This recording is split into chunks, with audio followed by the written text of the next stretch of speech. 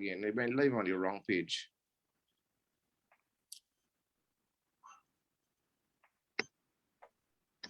Move the trash.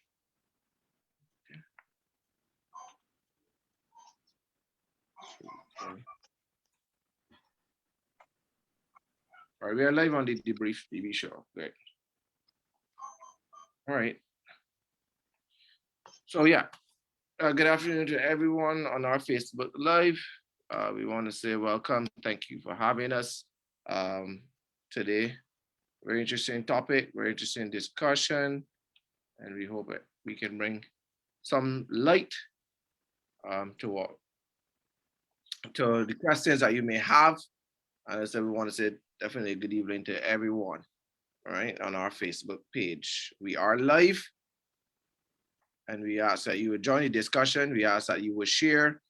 As always, we always beg for your indulgence while we share the link to the persons that are waiting. And just let me go ahead and copy off the link to everybody. And everybody that is joining, we ask that you please share the link so that we can get everybody that's interested in watching the show on. So I'm just gonna take a few minutes here to share the link with my colleagues. So just bear with us as we share. If you're now logging on, please share the link. All right, guys, the link is in the brief. Sorry, the link is in the DeBrief chat. You can share.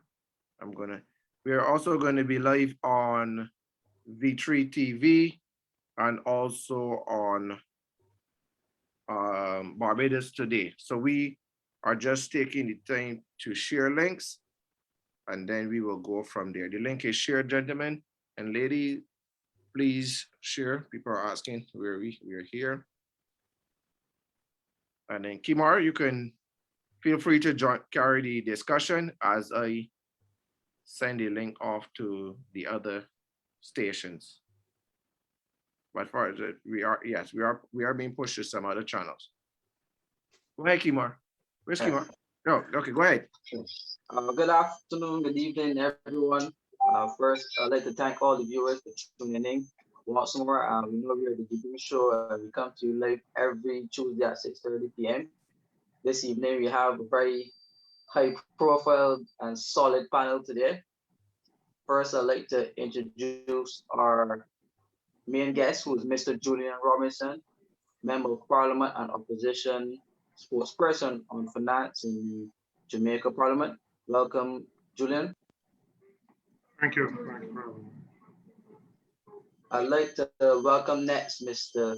Justin Robinson, Professor Dr. Justin Robinson, who is a Vincentian but who's resident at the local UWA KFL campus.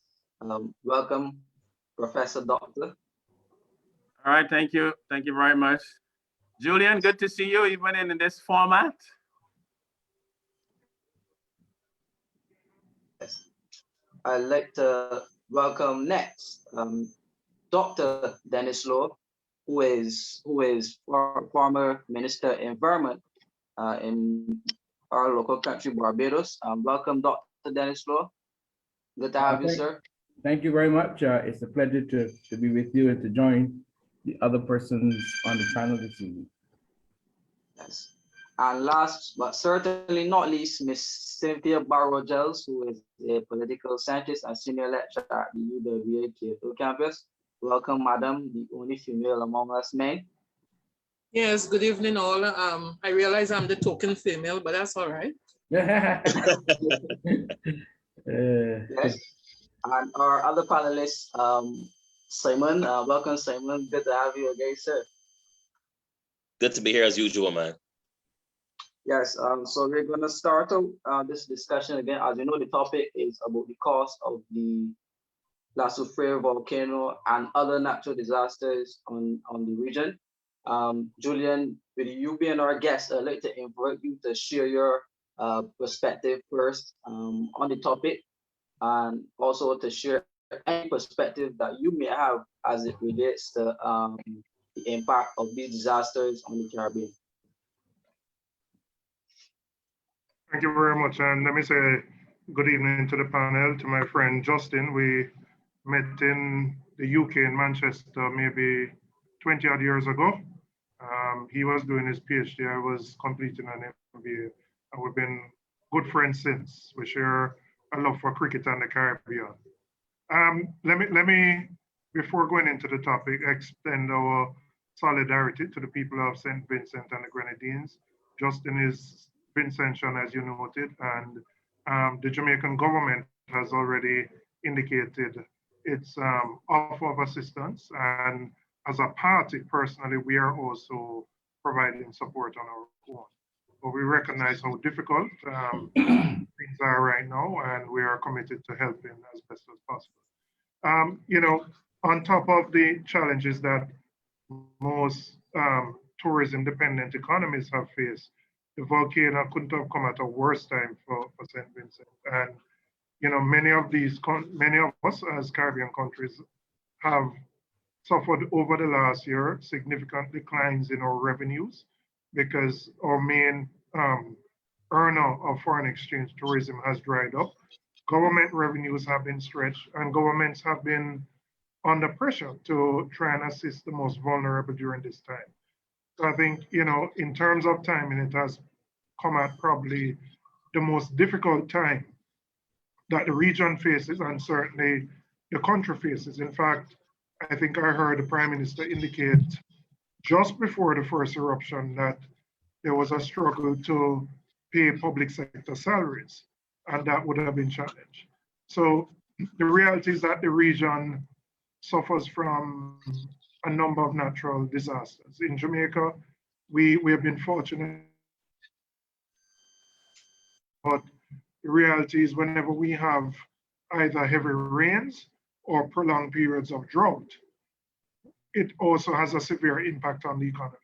And just last November, we had maybe about 3 or 4 days of heavy rain, which resulted in billions of dollars of damage, and also damage not just to infrastructure, but to agriculture and other things. Many of us as countries subscribe to we pay the insurance under the Caribbean, I don't remember the exact name, which allows us to CRIP, which allows us to have an opportunity if we are hit by natural disasters to recover and to for there to be some cushion. But the reality for every single one of these Caribbean economies is that a natural disaster can wipe out an entire year of your gross domestic product and can take you years to recover. And that is how vulnerable we are. And the reality is that climate change has forced this on us as a region. We are now experiencing hotter temperatures than we have ever experienced before. Our traditional rainy seasons no longer follow the normal patterns of May to like September. Hurricanes are happening outside of the normal hurricane season. So it has placed, in my view, even a greater risk on us as a region. Now the question is, what do you do to prepare and how do you respond? Because given the very tight countries, you don't have the option of putting aside large sums of money for contingencies in the likelihood of natural disasters. So, you know, I think there is a need for a collective coming together within the region. There's going to be a need for some international, certainly in the case of St. Vincent, I know the UN has already committed resources, but there's more that is going to be needed. But there's going to be need for, in my view, the region to come together to access some larger form of protection that if we are affected by natural disasters, we can recover in a faster manner and we can rebuild our economies quicker. Again, I think it is most difficult now given what the devastation COVID has had on most of our economies.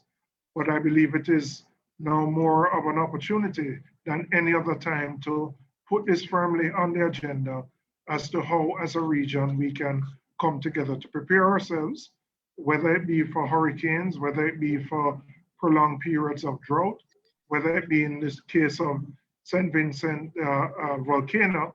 And certainly for us, we have had a number of very small earthquakes over the last year. And we are on the same fault line of Haiti. So we never know whether.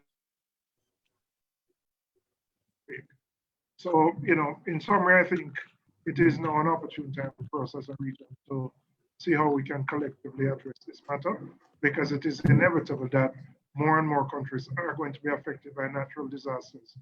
So what happened in Dominica and how difficult it has been for that country to recover. And, you know, our experience in Jamaica has been whenever we have any major hurricane, which is our major natural disasters, it sets back the country significantly in terms of our economic growth and recovery, and makes it difficult for those who have been most affected. And generally those who are affected tend to be the poor and the marginalized who live in conditions that are less than ideal. And it makes it more difficult for them to build back and recover. So those are my preliminary opening. Yes. Thank you, Julian. You would have made a couple of points. You spoke about the quick which provided the sums of money to St. Vincent. For those persons who don't know, that would be the Caribbean Catastrophe Risk Insurance Facility. They would have provided $6 million for the Vincentian government. Also, Dominica would have provided $1 million. So emergency response from the United Nations, they would have provided $1 million as well. And the World Bank would have provided $20 million to aid in St. Vincent. Also, St. Vincent went to the UN Security Council as of late to give their perspective as to what would have occurred. Also, there was a regional heads of government meeting chaired by Dr. Keith Rowley to assist surrounding the efforts of the volcano. So I would invite any of our other guests or panelists to give a contribution at this time to any of the points that Julian would have made. Well, I suppose I can jump in for a moment, if I may. Like my colleague, Mr. Robinson, I just want to extend, any support that I can, and I guess the Faculty of Social Sciences at the University of the West Indies, if I can speak on their behalf, for our friends and our neighbors in St. Vincent. We are aware of the difficult situation that confronts them, and certainly none of us would want to be in the same position. I just want to sort of piggyback on something which the Member of Parliament introduced in his preliminary comments, and something you yourself, Kima, also noted, and that is the fact that several Caribbean governments have come forward very quickly to make a contribution to St. Vincent, as Caribbean governments, in fact, routinely do anytime there's a natural disaster in the region. So that the region is not immune to what I call disaster diplomacy. And I want to speak about that a little later. We are all part of the Caribbean community, and what we have seen, whether or not it is a hurricane, as you indicated in relation to Dominica and other Caribbean countries, we have all done our part individually. We have done so, and you've indicated where some countries have actually contributed to St. Vincent. We've also done it as a collectivity. So in a sense, we have not only bilateral disaster diplomacy taking place, but we also have multilateral disaster diplomacy as well. I just want to add, because we won't want to leave them out, I just want to add to the number or the list of countries and agencies you identify which have come forward to provide some assistance to St. Vincent. I also read in the newspaper that the small island nation or St. Kitts have also indicated that it would in fact contribute in the first instance $1 million towards the recovery efforts in the country.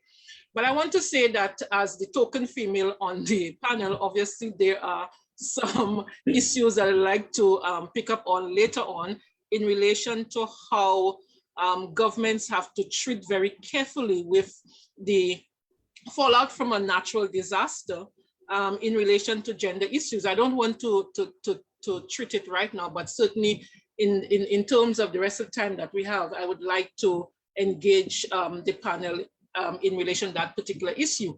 I have been asked to talk about, in as much as I try to avoid any discussion of economics and of course finances, I think Professor Robinson may be aware of that, but anytime I hear any discussion on economics and finances, my eyes begin to roll and go to the back of my head. It is just not something that I,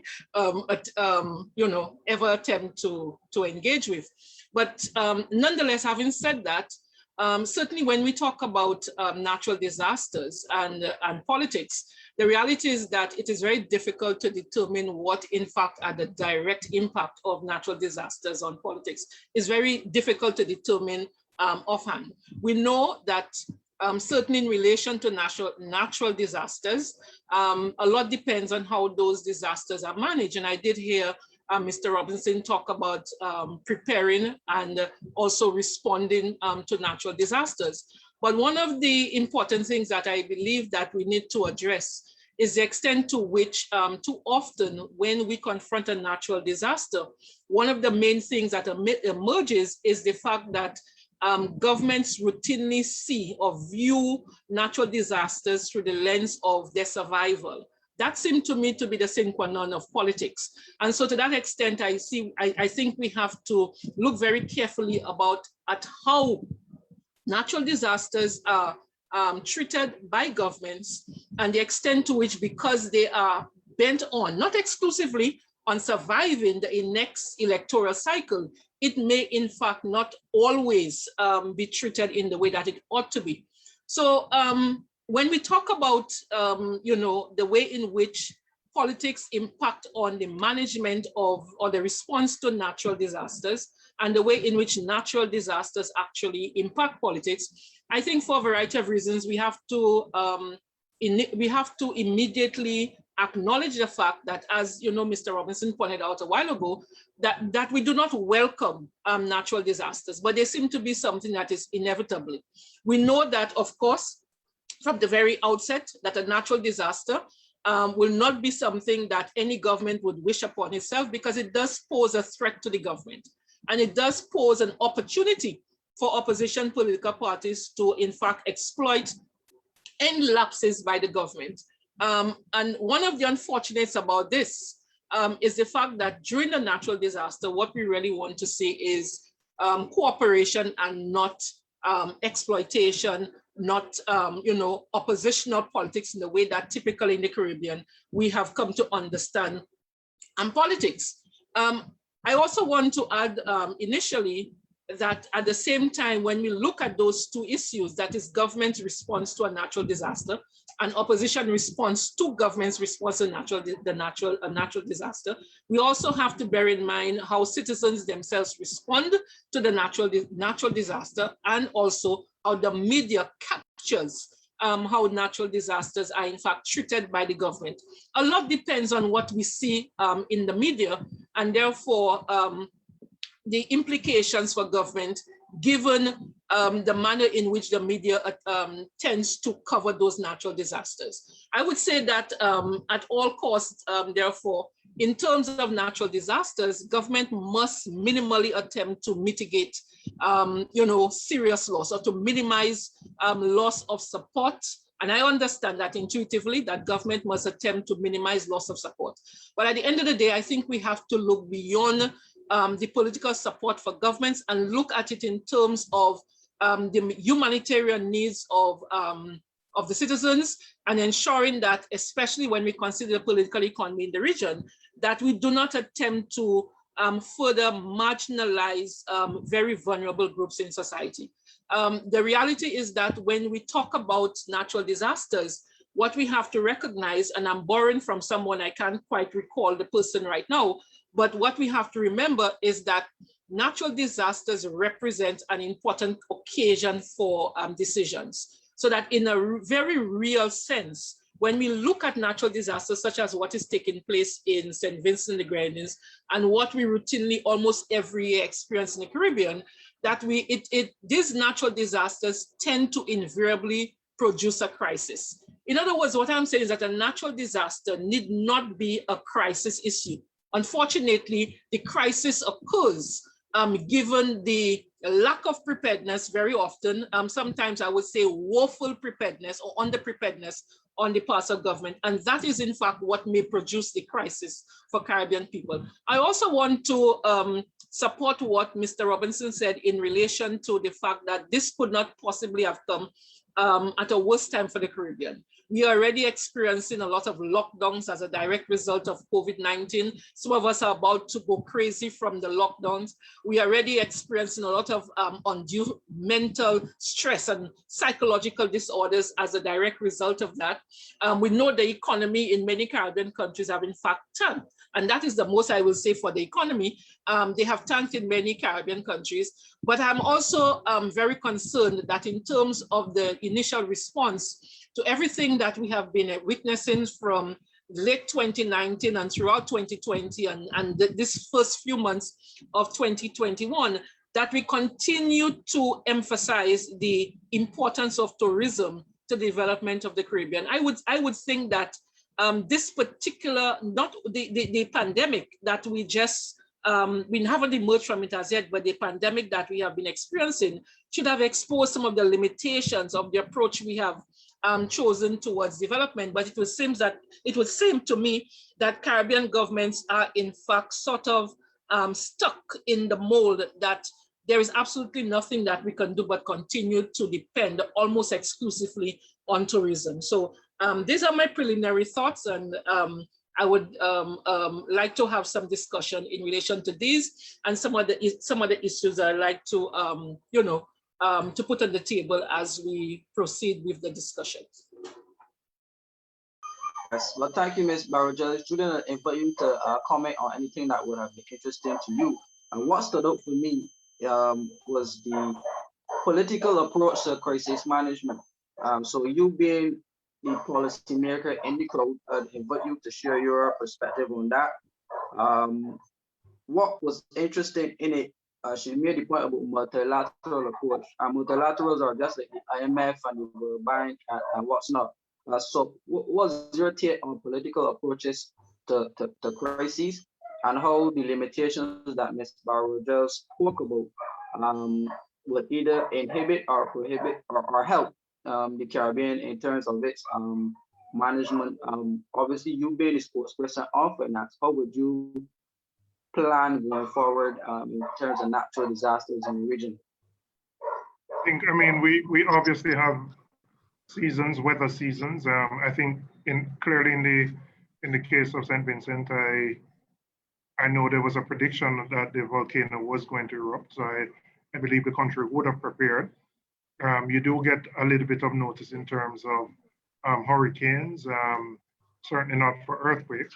So, we have as every country does, we have a Office of Disaster Preparedness and Emergency Management that prepares the country. The issues we have had in disaster responses in our country has been what I would call, because we have a very competitive political culture and scarce resources have in the past been distributed along political lines. And we have had, very robust, heated, and I would say in one case, I think in 1989, after we had Hurricane Gilbert in 88, I think the response of the government at the time impacted the election results because people felt things were being done on a partisan basis.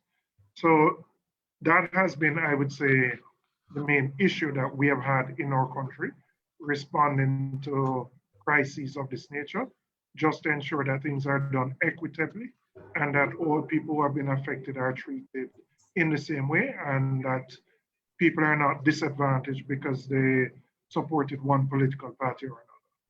That has been the main issue for us.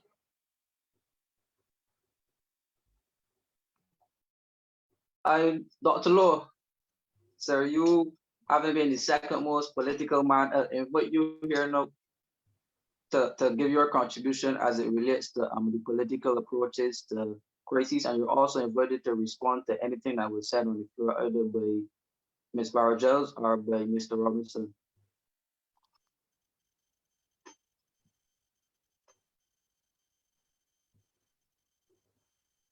Dr. Lowe? He has to unmute the mic. He might still be muted, yeah. You Mic just is muted. unmute your mic.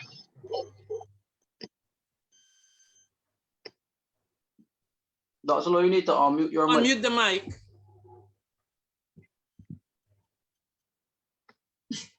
Try.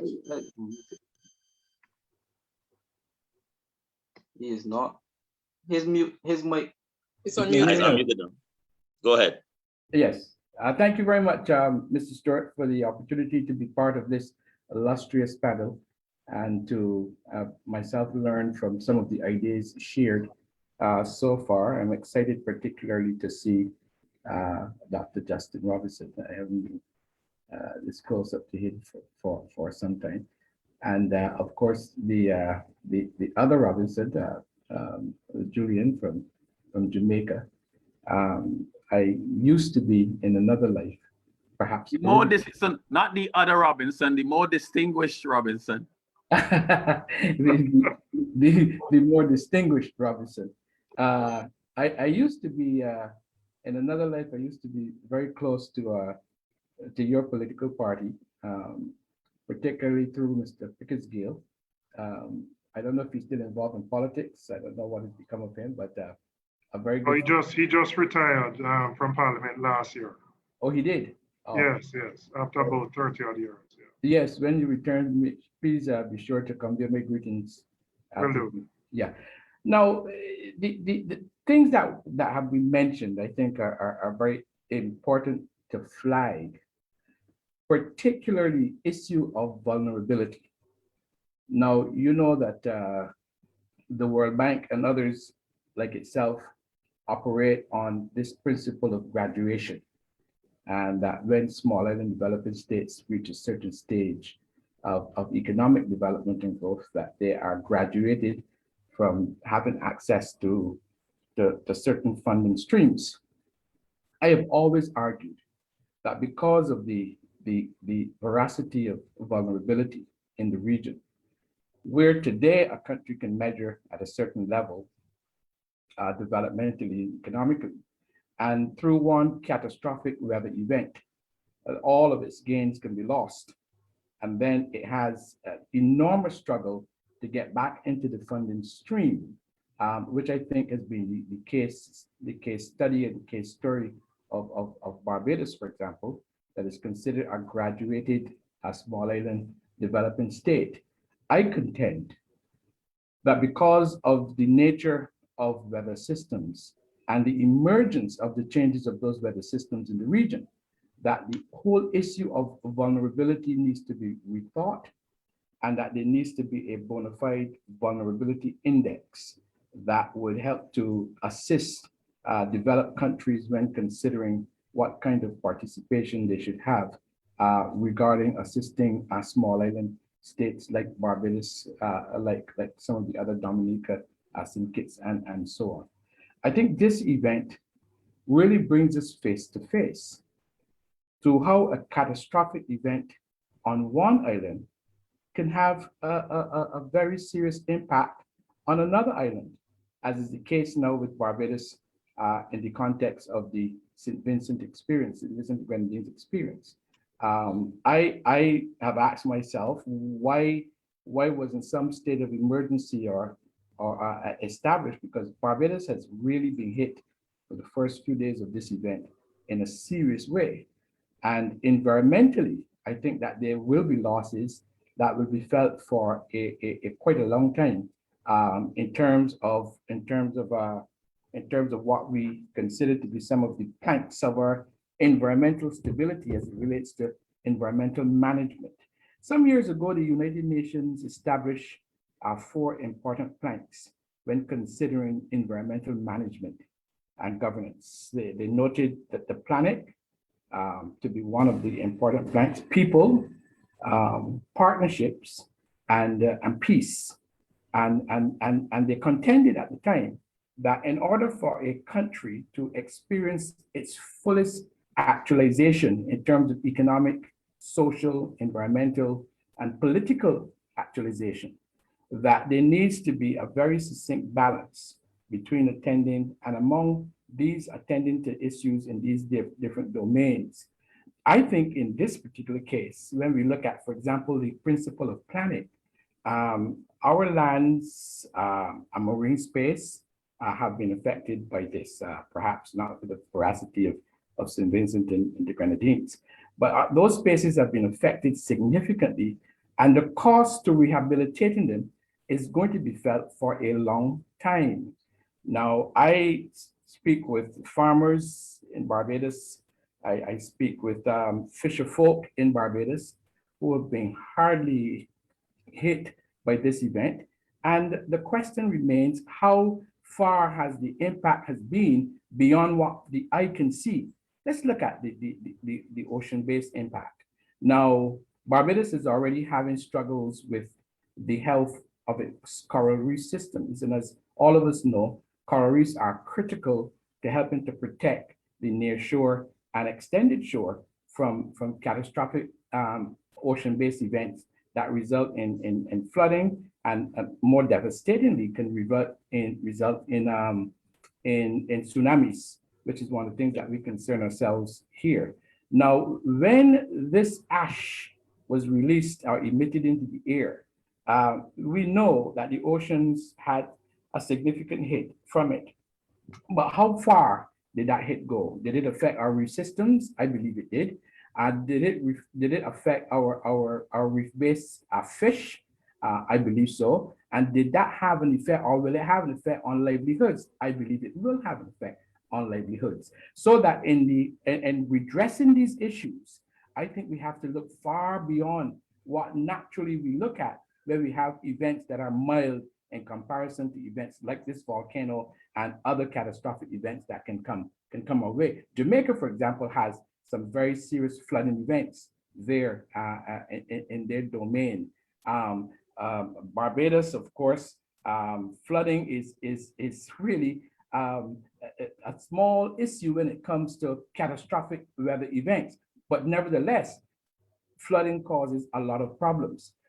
One of which is that flooding causes to emit into the sea a lot of runoff water that has a serious impact on our oceans, a surrounding ocean. For example, we know that the level of acidification of the ocean around the islands has risen, and we know that has resulted in the death of coral systems. It has resulted in the impact on fish in those areas.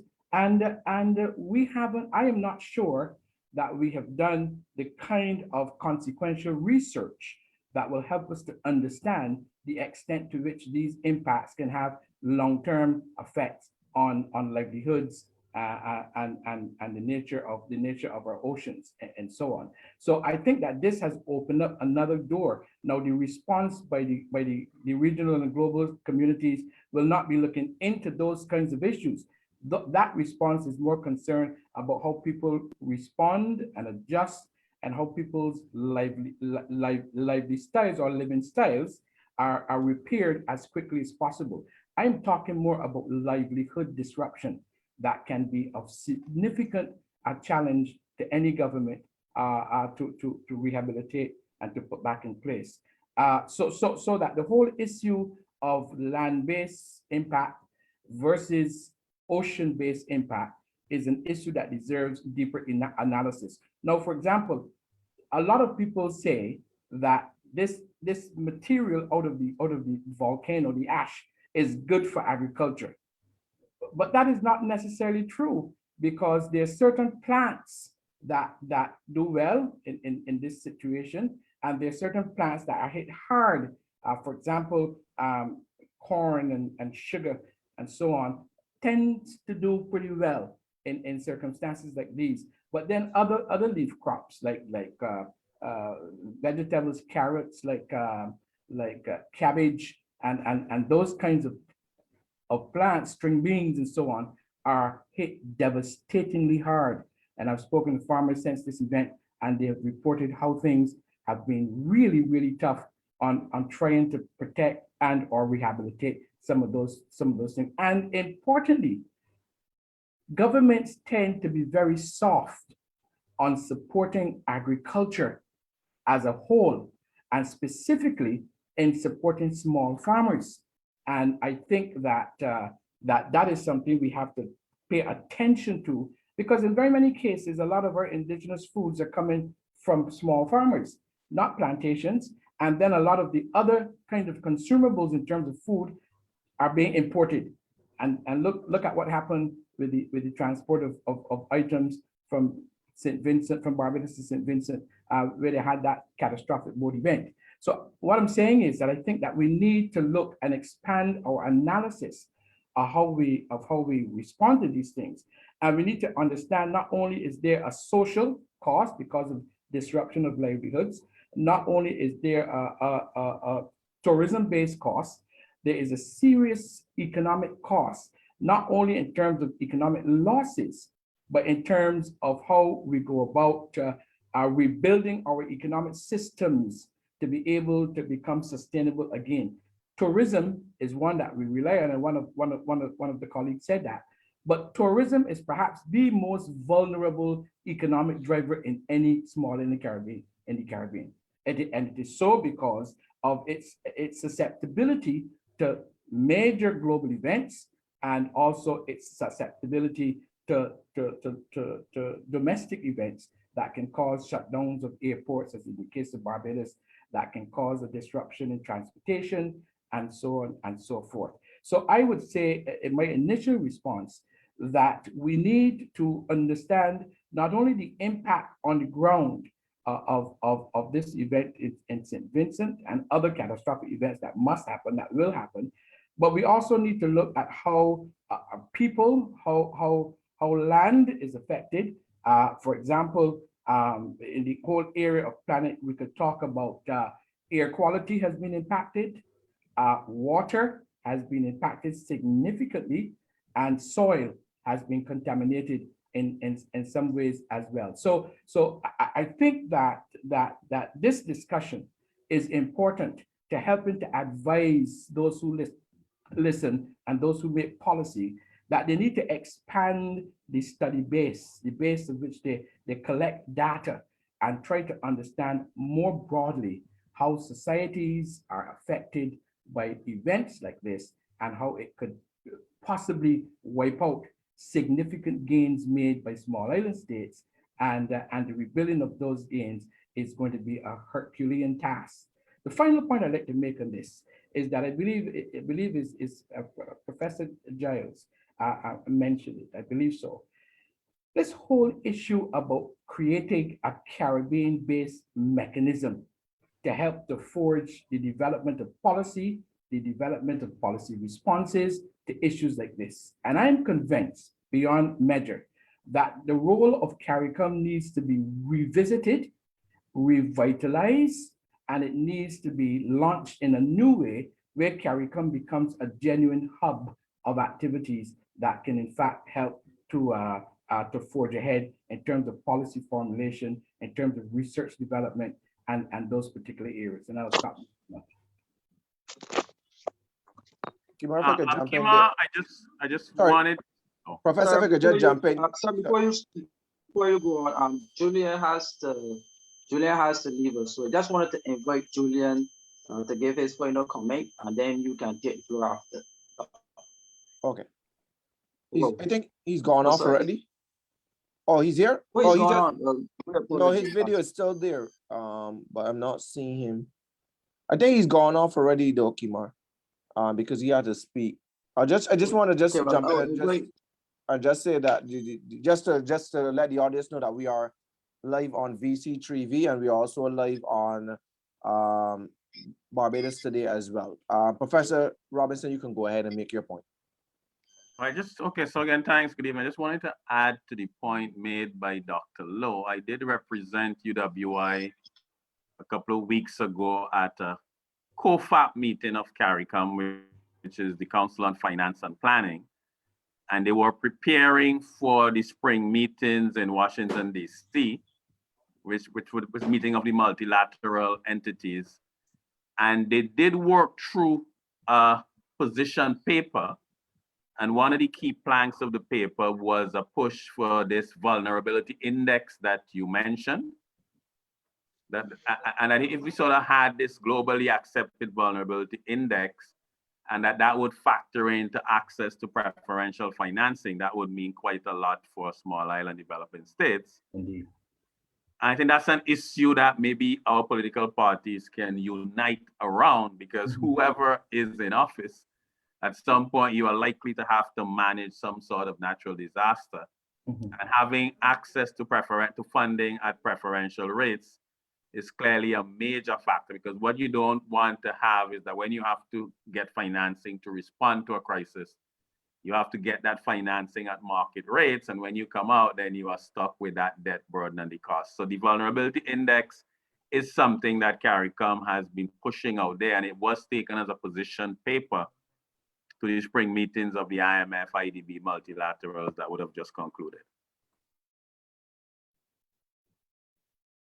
Just for our viewers, just letting you know, if you have any questions we would like to know about. Someone has a question here.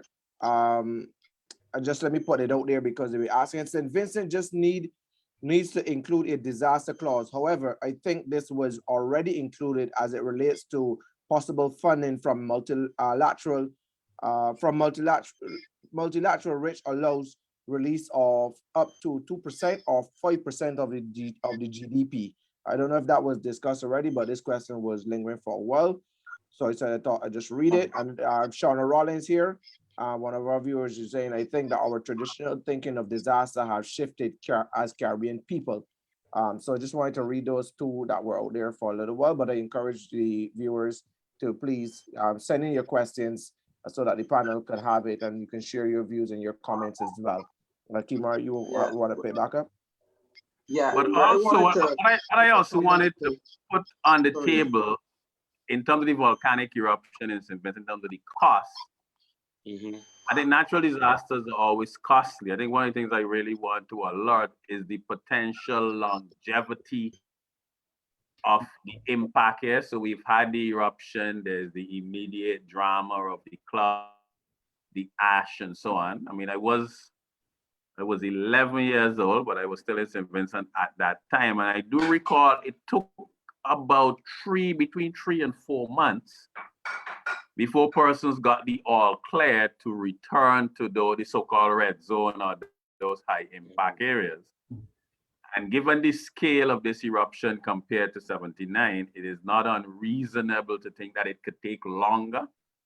So it could be, and I've heard that from the scientists, that it could take maybe even up to a year before persons have the all clear potentially to go back into that area.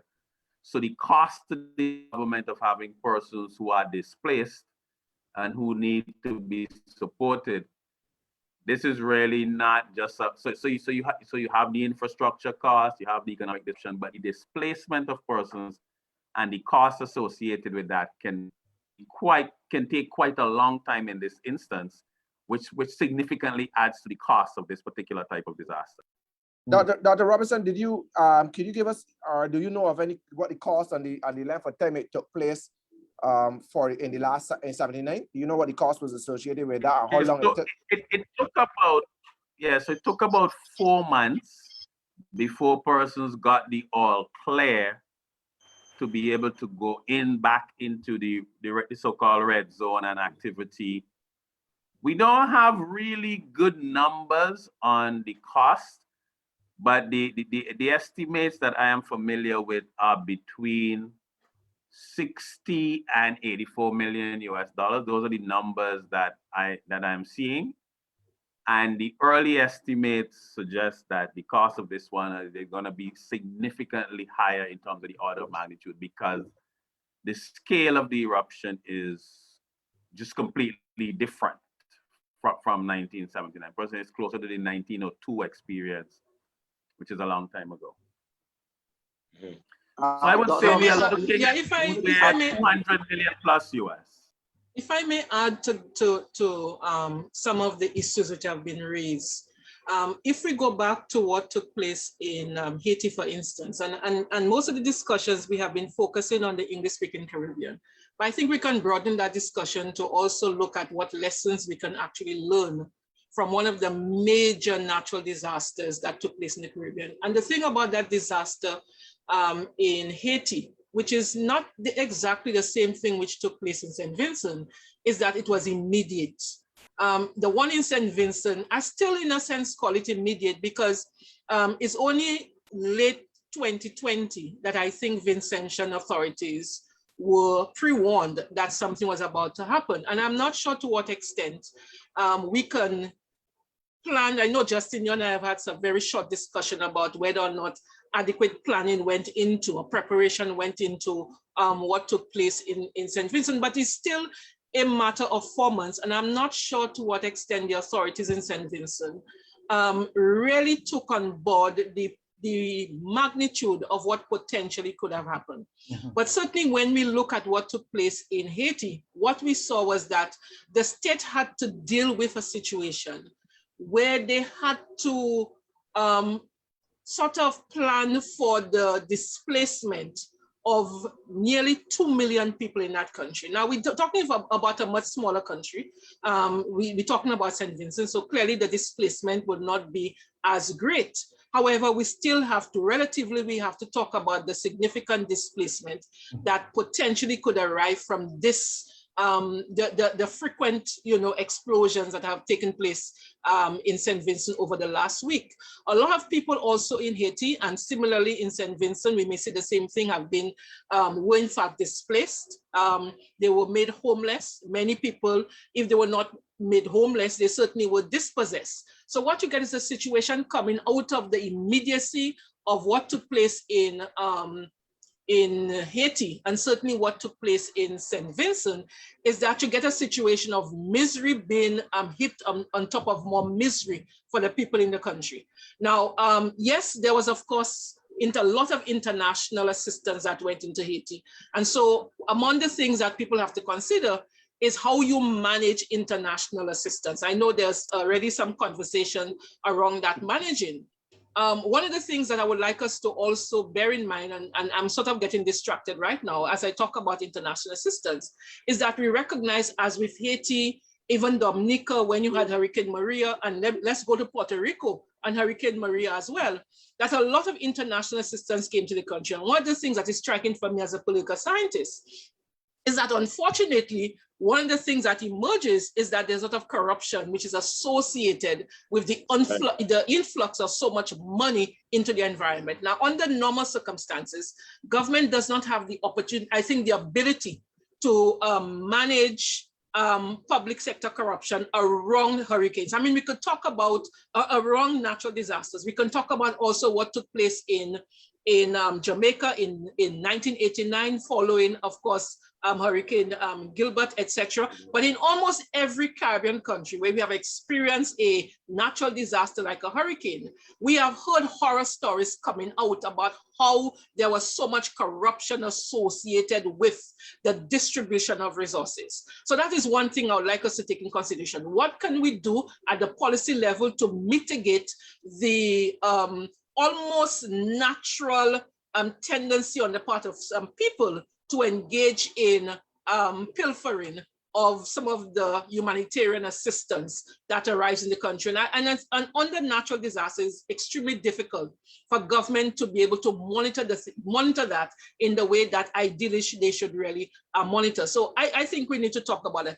The other thing too, in as much as we're talking about economics, and I know I want to avoid any conversation of economics, is that we have to look at the extent to which we manage the material effects of the disasters. And we also have to look at the process of recovery, because certainly where the Caribbean is concerned, coming out of what has just occurred in the last 18 months or so, or let's say 16 months or so, there is quite, I think naturally, there would be a tendency for us to focus on resource depletion. Because all the governments in the Caribbean now find themselves in a situation where they are starved of resources to help their various communities. And one of the concerns I have is that in the context of this concentrated resource scarcity, which every single Caribbean government is now experiencing, we have to be in a position where we try to strategize in relation to how we can reduce the social stress that is occurring in almost every single Caribbean country. Because accompanying that the social stress, there is the implication or the potential for not only social conflict to occur, but also the potential for political conflict to occur. So I know that the goodly former parliamentarian spoke about environmental change in the normal way that we talk about environmental changes. But I think we need to speak about what are some of the non-traditional ways in which we consider the environment and the changes that this, disaster in St. Vincent, much like the disaster in Montserrat. I don't think we have considered, for instance, Montserrat and the kind of displacement that occurred in Montserrat, the fact that we have had so much migration coming out of Montserrat. I mean, we're dealing for population, which was 11 million people. And after, in the post-volcanic eruption in the country, which took place over a sustained period of time, we had the population whittling down to some 4,000 people. At the same time, we also know that when we talk about Montserrat, which is very different to, of course, St. Vincent, and I say it's different from St. Vincent, because there are certain political opportunities that were available in Montserrat that are absolutely unavailable to St. Vincent. When I talk about those political opportunities, I'm referring to the fact that Montserrat is in fact a colony. And because Montserrat was a colony, there were certain, I think, strategies that the British government and I would say the British government had no option but to render assistance to Montserrat in a way that St. Vincent clearly cannot, in fact, depend upon the British government or any other country to provide the country. So that as social scientists, and especially some of my colleagues who are sociologists and psychologists and even the social workers and certainly political scientists, we are naturally concerned with how disasters that occurred in Montserrat and what is ongoing in St. Vincent, and to a lesser extent, what we're experiencing in Barbados, how these things can in fact impact the structures of the society, because those things have the tendency to disrupt economic development. We have seen that, but more importantly, disasters such as we're experiencing right now in the Caribbean also have the capacity to intensify income and wealth inequalities. It has the capacity also to marginalize certain groups, and those groups further marginalize certain groups because it is those groups which are in fact very vulnerable. And with that kind of marginalization, what we can get is the potential for, I would think, political and social instability, which every government must attempt to guard against. And we are seeing it. It's only 1 week since what occurred in St. Vincent, but we are seeing already the frustration on the part of people in St. Vincent because of the scarcities that they have to confront. And this is only the first week of what can be, as Justin indicated a while ago, something which would be have long-term, not just short-term, but long-term consequences. Yes, well, Ms. Joyce, some very excellent points you made. What was outstanding in your contribution is that of corruption and the possibility for corruption with the heavy loads of money coming into these respective countries. Now, throughout the Caribbean, we passed specific legislation under the COVID-19 protocols, which allows for the Prime Minister to issue certain directives as it relates to public spending, as it relates to a whole host of issues. And it as I say, we're under what you call a state of emergency, right? How do we provide the respective checks and balances under these types of legislation which best power into the office of the Prime Minister to have effective and smooth running of crises, right? You also made the point about Montserrat and Montserrat being a colony. Barbados is about to go to Republican status. So how does that affect the respective countries, Barbados and the others who may choose to go Republic in terms of natural disasters for the future? And my last point would be to Justin. We spoke about the multilateral approach and how we, especially in COVID, had to rack up billions of dollars in debt. Barbados having $1 billion debt bill in COVID from multilateral institutions. we had the secretary of the Economic Commission for Latin America and the Caribbean calling for debt restructurings in the Caribbean and basically relieving us from some of the debt that we have. But how is it, is that practical? Can we really achieve these type of innovative measures in the environment like this? I will open the floor to anyone to contribute. Okay, if I may, and I would like Justin to come in immediately after I just sort of dismiss one of the things that you said almost immediately.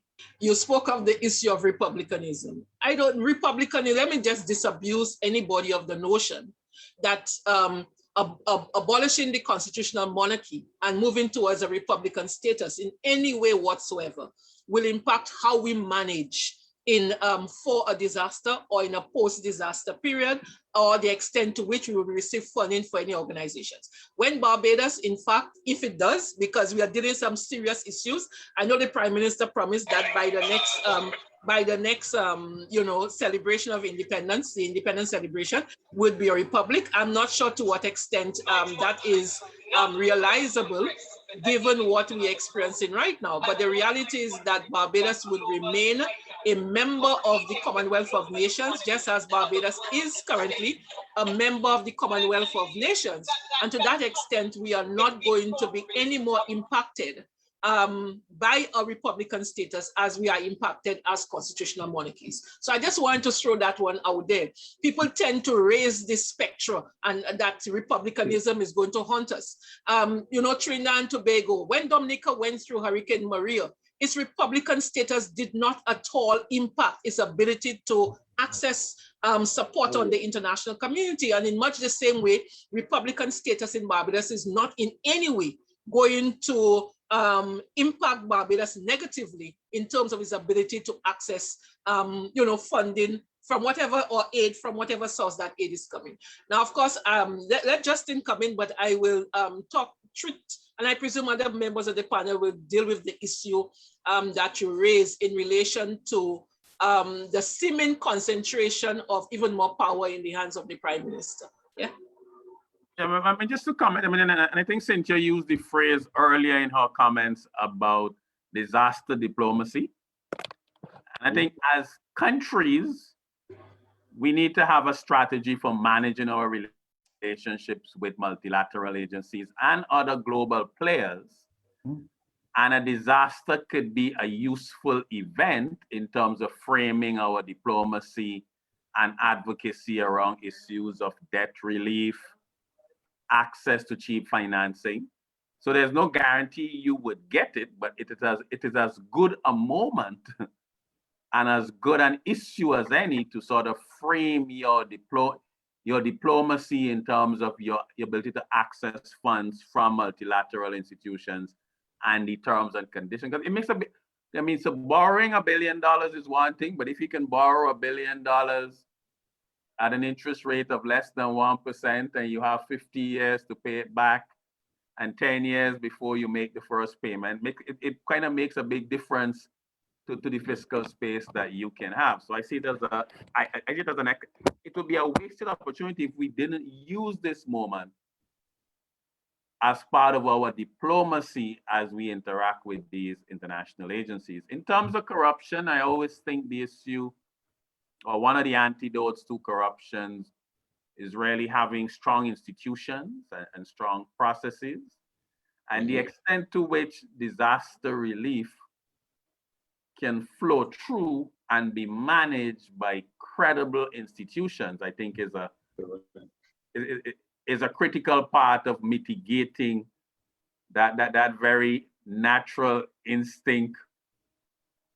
Because I sort of remember very well from 79, and I guess it's funny to me, but not funny, but when the volcano exploded, the Vincentians used to use the word "bud out" to describe the sound of the explosion. And a lot of relief came in from the UK, and you could tell when persons who were not evacuees, who were wearing some of the clothes that came from the UK, they were just very different brands. We should tease people and say, "Oh, I see that you're wearing some Bordeaux," referring to clothes that So there is that tendency, but I think having credible institutions is one of the antidotes. You see, Justin, I support that, but one of the problems with, under normal circumstances, I would say that is a perfect answer. The problem is that when we're talking about disasters and trying to treat with disasters and trying to get relief to people who really need the relief, it is really time sensitive. And that is the issue. It is really time sensitive. And because it is time sensitive, very often what happens is that governments and agencies, etc., tend to forego the well-established protocols they have in place because they want to get relief to people very quickly. And it is in that circumstance, I think, that environmental circumstance that you probably get the kind of corruption that I referred to. So like you said, how can this be sort of mitigated? Well, in the first instance, once you have credible institutions, it will help. But the reality is that because you are foregoing those protocols, unfortunately, you do create the perfect conditions under which people who normally may not wish to engage in corruption may find the political opportunity exists for them to reward themselves, during this period. Now, I think one of the things that can be done to avoid too much corruption from occurring in relation to disaster relief fund is for governments to try to perhaps, and try very desperately, and I use desperately for a good reason, but try desperately to resist the overwhelming tendency on the part of political leaders and governments to naturally assume control when such things arise. And that is a problem. We are seeing where, for instance, in St. Vincent, unfortunately, I would say unfortunately, where the Prime Minister seemed to have taken control. I don't see any other government minister, talking about what is taking place on the ground. So there's almost a natural tendency on the part of political leaders to showcase themselves, because at the end of the day, mind you, people are going to judge the management of it and I think really blame the political leader for whether or not the disaster is managed well or managed poorly. And so sometimes you do get that political leaders tend to stress themselves in the spotlight in a way perhaps is not the best. So that one of the things that I'm saying is that it is very important for governments and political leaders to try to resist the tendency to amass too much control and too much power. And therefore, what we need to do under such circumstances, Justin, I don't know if you support that, but I think you're supporting in terms of what you say, is to sort of shift our governance responses to those things by shifting the onus away from government, not entirely, but to include some local actors in the mix, so that we can try to engage charities which are credible. Now that is the issue, charities which are credible. We should try to engage businesses which are credible. And I know that may be dangerous. And we should try to therefore create a space for also community groups which have a reputation and are regarded as legitimate in the communities to try to deal with some of the issues around disaster relief, whether it be funding or goods, etc. And I think in that way, we can try to alleviate some of the potential for corruption that takes place. But I know, Kima, that you are a little less concerned there, in relation to that. And you were more concerned, and at least certainly what you put on the table, you were concerned about the way in which in countries like Barbados, and you spoke specifically about Barbados, how it appears that that a lot of power, emergency power and control has been placed in the hands of the Prime Minister and the political executive. Let me just say that when we talk about a disaster such as we have been experiencing, and we're talking about a pandemic, for instance, in the case of Barbados, we're not talking about a volcanic eruption as in St. Vincent, we're not talking about a hurricane as in Dominica or Puerto Rico, etc. But in situations such as this, it's very important, as I said before, for government to react and for government to react very quickly. You have to be proactive.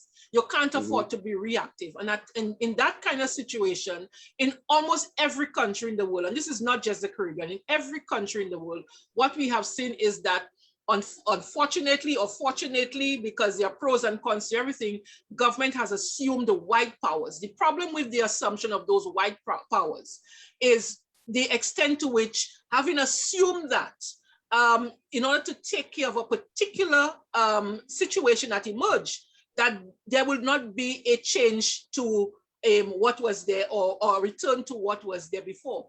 So that kind of thing might become the new normal. And I think, therefore, that it has implications for the long-term sustainability of democracy in those countries where we have seen that, unfortunately, given those rights to government, have sometimes trampled on what we think are people's civil and political rights.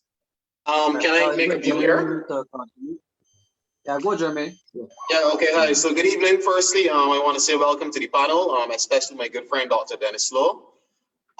Thank you. I hope you're well, sir. I know you wouldn't have heard me for a while, but you know what I'm going through. So, and since then, I have become unemployed, so it doubles the catastrophe.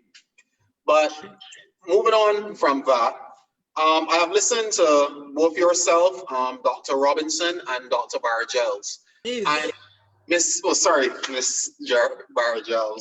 And you have, all three of you have put forward some very interesting perspectives. The challenge that I have, however, is the fact that if we were to return to this very same spot 100 years from now, having gone through another set of volcanic eruptions, hurricanes, storms, earthquakes, whatever type of natural disasters there may be, we will be having the exact same discussion and the exact same points will be coming out. Now, Ms. Bargels, you spoke just now at length about the fact that power should not be concentrated in the hands of one person. Sadly, at times, we have found that concentrating power in the hands of one person is exactly how you get things done. Because then you have a system where you have to go through this body and that body. And I mean, you're speaking a lot about a lot of bureaucracy, which really clogs up the system and really gets nothing done. Professor Robinson, you spoke, I think you spoke about the relationship that Caribbean governments have with multilateral agencies. Now, the problem that I have with what you were saying, and I will make it very clear here, because I myself one day would love to enter politics and I would love to lead a government in this country. And I would say to you that the relationship must change. We no longer must Caribbean governments see themselves as having to rush to these multilateral agencies or these merchant banks outside of our region and say to them that we want money from you to do this, and they dictate the terms to us, that, and then we are paying them back interest and they're making a hefty sum off of us. Now, one thing that we must understand about this whole equation, that we allow these institutions to dictate to us. We are just a step up from Africa to those institutions in the way how they treat us. Because they try to carry that same economic model on the African continent, and they have destroyed partially the African continent with that, and we have allowed ourselves to be dominated with that. Now, I want to say this to you. In relation to corruption, governance, building societies, building economies, and all that, it must be the interest of, and Dr. Lowe, I will speak to you now, speak to this to you, given that you're a former member of parliament and a minister in this country. When persons assume high office in this country, it must not, we must remove these thoughts out of our heads that government is a continuum. Government cannot be a continuum, because if the persons who elected you wanted a continuum, they would have just voted for the persons who were already in government, because that is a continuum. What we need to recognize is that there must be a drastic shift and change in the way business is done in the Caribbean. We must recognize that when governments are in power, they must look at ways for wealth creation and to acquire savings for the country. We must move from this model that, as in Barbados, that if we have a hurricane tomorrow morning impact this country, that we have to depend on the American government to send in $30 million, and the British government, if they feel like, to send in some, and then we have to go to the economic Bank of Latin America, the UN, and all these different agencies and beg them to lend us money and they dictate terms to us. That doesn't benefit us. At the end of the day, the monies that are going to pay back these institutions are monies taken from the treasury of this country. Those are funds which are taxed on every single person on here, either salary or pension, and those are funds which are valuable to us. So I just want to end by saying this. Instead of looking at a continuum and building better on a system that has clearly failed us for the last 100 years, look to rip the system up and come with something which can actually carry forward the Caribbean, Barbados, the Caribbean countries, and most importantly, its people. And to the point that you made, Mrs. Bargels, about you need to have that, about the need to have strong institutions and strong controls. I want to say this to you. If you look at the laws that are passed within the Caribbean, every single law is compliant with every standard that we are told from the international community that our laws must be in compliance with. So we already have the strong controls. We already put as much funding as is needed in these institutions. So the institutions themselves are relatively strong. You know what the problem is? The people, because institutions are nothing without the people. And if you don't have people who have a modicum of common sense and understand what must be done to carry forward not only an institution, a country, a nation, and a society, then we will be doomed to failure. And that is all I will say. Let's get Simon, and then after Simon, Dr. Lou, invite you to contribute. Right. Yes, indeed. Right. Well, thanks so much for being a part of the panel. To all of our well-esteemed guests, it's good to have you. Looking at the whole discussion tonight, my perspective was more from a disaster management perspective. As having a master's in disaster management, most of my attention would be there. I think that the volcanic eruption in St. Vincent provides the opportunity for greater or a deepening of the CARICOM or regional response to disaster management as well as economic cooperation. And let me explain. We would recognize that the investment in our UWI Seismic Research Center has clearly paid off. The fact that the SRC has been able to monitor the volcanic eruption and what has been happening within St. Vincent, not just now, but over a period of years, shows then that we have the regional capacity to allow for early warning systems. And I think that we need to spend more time as regional governments spending our funds in regional early warning systems to allow us to mitigate the damaging impacts of natural disasters. I think that's what we need to do. I also think that we need to spend a lot more money in planning, because we have a situation where persons living areas or living zones because of poverty, going back to what Ms. Bargels mentioned, the vulnerable persons in society, you will find that natural disasters or disasters in general affect the poor more and women.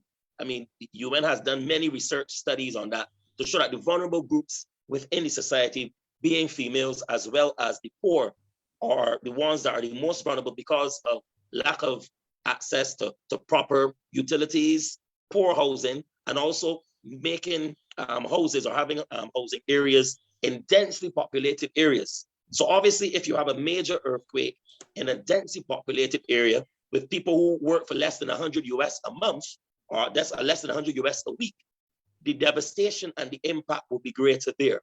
So I think that we need to look at how we invest our money, or should I say, put more of our regional investment into the early warning systems, into SEDEMA, into UESRC, as well as the CIMH, dealing with meteorological and hydrological factors that happen in the region.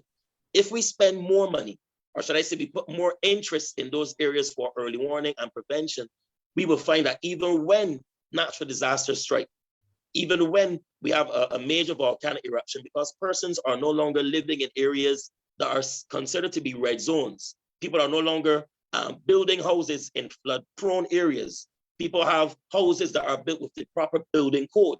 we need to also revisit the regional building code and ensure that houses built in the Caribbean are up to standard or up to code, so that when disasters do strike, the impact and the fallout economically as well as socially would not be great, because we would have spent more money in preparation and prevention.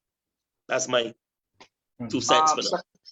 Yeah, Simon, you made some very important points, but it stands down to the fact, and as we were here discussing the cost of the volcano, do we really have the budget, given the limited physical space that Dr. Robinson has spoken about?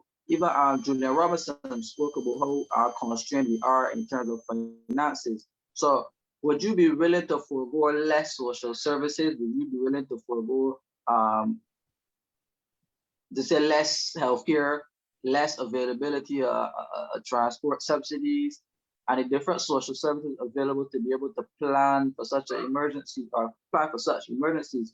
So these are the challenges. But if there's a regional, but if there's a regional response to it, sorry, go ahead. No, go ahead, Simon. Go ahead. Finish your point, Simon.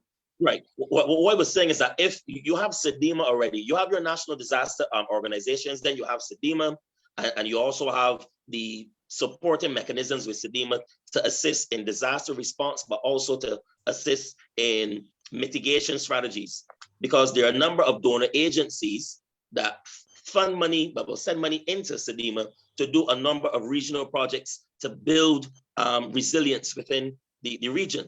So if we are able then to capitalize on that, if there's a safe house building program funded by the EU or by USAID, if there's a situation where you can get more funding to increase the range and the equipment, upgrade the equipment of the SRC or UWI through donor agencies, it would not only benefit Barbados, but it would benefit the whole region. Because at the end of the day, if we strengthen ourselves regionally, and we are able to respond and we were able to reduce the impact of disasters, we will not have to borrow that extensively to recover. Because we spoke a lot about response, but recovery takes years. When we compare how Japan, who experienced a tsunami a couple of years ago and an earthquake, recovered within a couple of years, as opposed to Haiti that would have had the major earthquake as well as to some degree a tsunami, we can see that because of the levels of GDP, there's a disparity. Those countries that have bigger GDP and who have a history of investing in infrastructure recover faster than those countries that don't have it. So what we have to do then, rather than, we know that we have a hurricane season every year. We know that every couple of decades, an earthquake or should I say a volcanic eruption may occur. We need to put things in place at the regional level, because we're all partners of it already. If we invest at the regional level and enhance the capabilities of the monitoring and the forecasting abilities of the Met offices, I do believe to some degree we'll be able to mitigate the harmful effects of the natural disasters.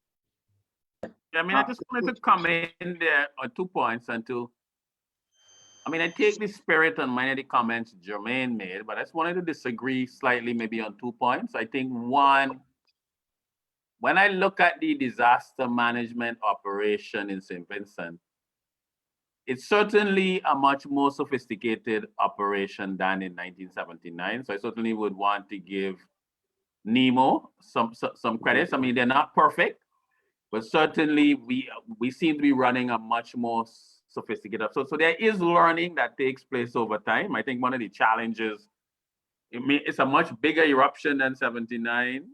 So the challenges are big, and also expectations are higher. Mm-hmm. And we live in a social media era where every error is going to be amplified, and maybe social media is probably one of the best antidotes against corruption and any other types of behavior, because things get exposed. And the second point I wanted to make in terms of the multilateral agencies, I mean, my view is a war is fought on many fronts. As small island developing states, we need access to financing. We belong to these institutions, and I don't see it as compliant or sacrificing your independence. If you build your sophistication in managing your relationships with these multilaterals and seeking to extract resources under terms and conditions that are more favorable to you. And that's one of the things I think we could learn from the last couple of years. I mean, whatever you think of the current administration in Barbados, I think they have done a first-class job in terms of managing the relationships with the international or the multilateral entities. They have their own agenda, we have ours, and there's a lot of space to negotiate within there. And I think they have brought a lot of sophistication to it and shown that you can manage some of these relationships in ways that are less disadvantageous to you. I think it's something I would want to see continue. So I think managing that relationship with the multilaterals is a skill you have to have as part of governance within the region. So I certainly think that, you kind of fight your war on many different fronts, so you want to build up your local, regional, but your ability to access those resources is important. And Simon started talking about the important issue of resilience. I mean, one of the things I trust will come out of this, and maybe that's why Jermaine is not so optimistic, and there's not good reason, and there's good reason to support his pessimism, is the extent to which we really accept that we are a vulnerable region and in a way behave as if we are in a vulnerable region. So disaster planning, preparedness, resilience, how are these really up the priority scale in terms of how we construct homes, how we build out our infrastructure, and a lot of those things. I mean, a friend of mine always reminds me that in Anguilla, when they had their worst hurricanes, the people worst affected were those who had built what the person calls fancy American homes. That certainly they were not built as if people live in a hurricane zone. So so in addition to the response and recovery, the other R in there is resilience and the way we build out infrastructure and behavior patterns. So school children in Japan know about tsunami drills. I don't know that school children in St. Vincent know about volcano drills, and so again, how we really bump that up our priority and accept and behave as if we live in a vulnerable neighborhood. Yeah, Dr. Law, you've been awfully quiet. Well, no, I haven't been quiet. I've been giving the opportunity. All right, but Dr. Robinson, you made the point about climate resilient homes. I know in Jamaica, the GLP, and I'm sorry, Julian, I had to sign up early, but the Jamaica Labour Party has brought on stream climate resilient homes, and they're on a mission to build these homes that are susceptible to natural disasters. And as Dr. Loy, you being the former Minister of Environment, I invite you to comment here on anything that was said through the show, and even to comment on the climate resilient change that we're going through in the Caribbean. Well, I think I want to pick up on my friend Jeremy's points, though, because I think Jeremy went down the road with the speed of a Ferrari, trying to make some important points. But everything comes back, in my view, to the arguments made earlier about we cannot approach Caribbean survival from a micro perspective. And by that I mean each island has its own doorway to get to a point of survival. I think the macro approach where islands come together under a mechanism, and I made that point earlier, CARICOM, I believe, should serve as the coordinating mechanism for the region, not only in terms of policy development, not only in terms of funding windows, and so on and so forth. I think that we really have to re-examine the role of CARICOM in this region. The European Union is a younger institution, and from the perspective of coordinating European countries' activities, wrong funding, wrong spending, wrong governance, and so on and so forth. And it has made a lot of headway in terms of how countries in the union assist each other within that mechanism to be able to fight, for example, like COVID-19, to be able to fight some of the other disasters that have occurred corruption and some of the other things that have affected the union, terrorism, and so on and so forth. The CARICOM region is a group of islands that are interdependent for the most part, although people think that each island has its own personality and each island sometimes struggle over the other island for regional dominance and so on and so forth. But the mechanism is designed to create a pathway for peace and prosperity and survival in this region.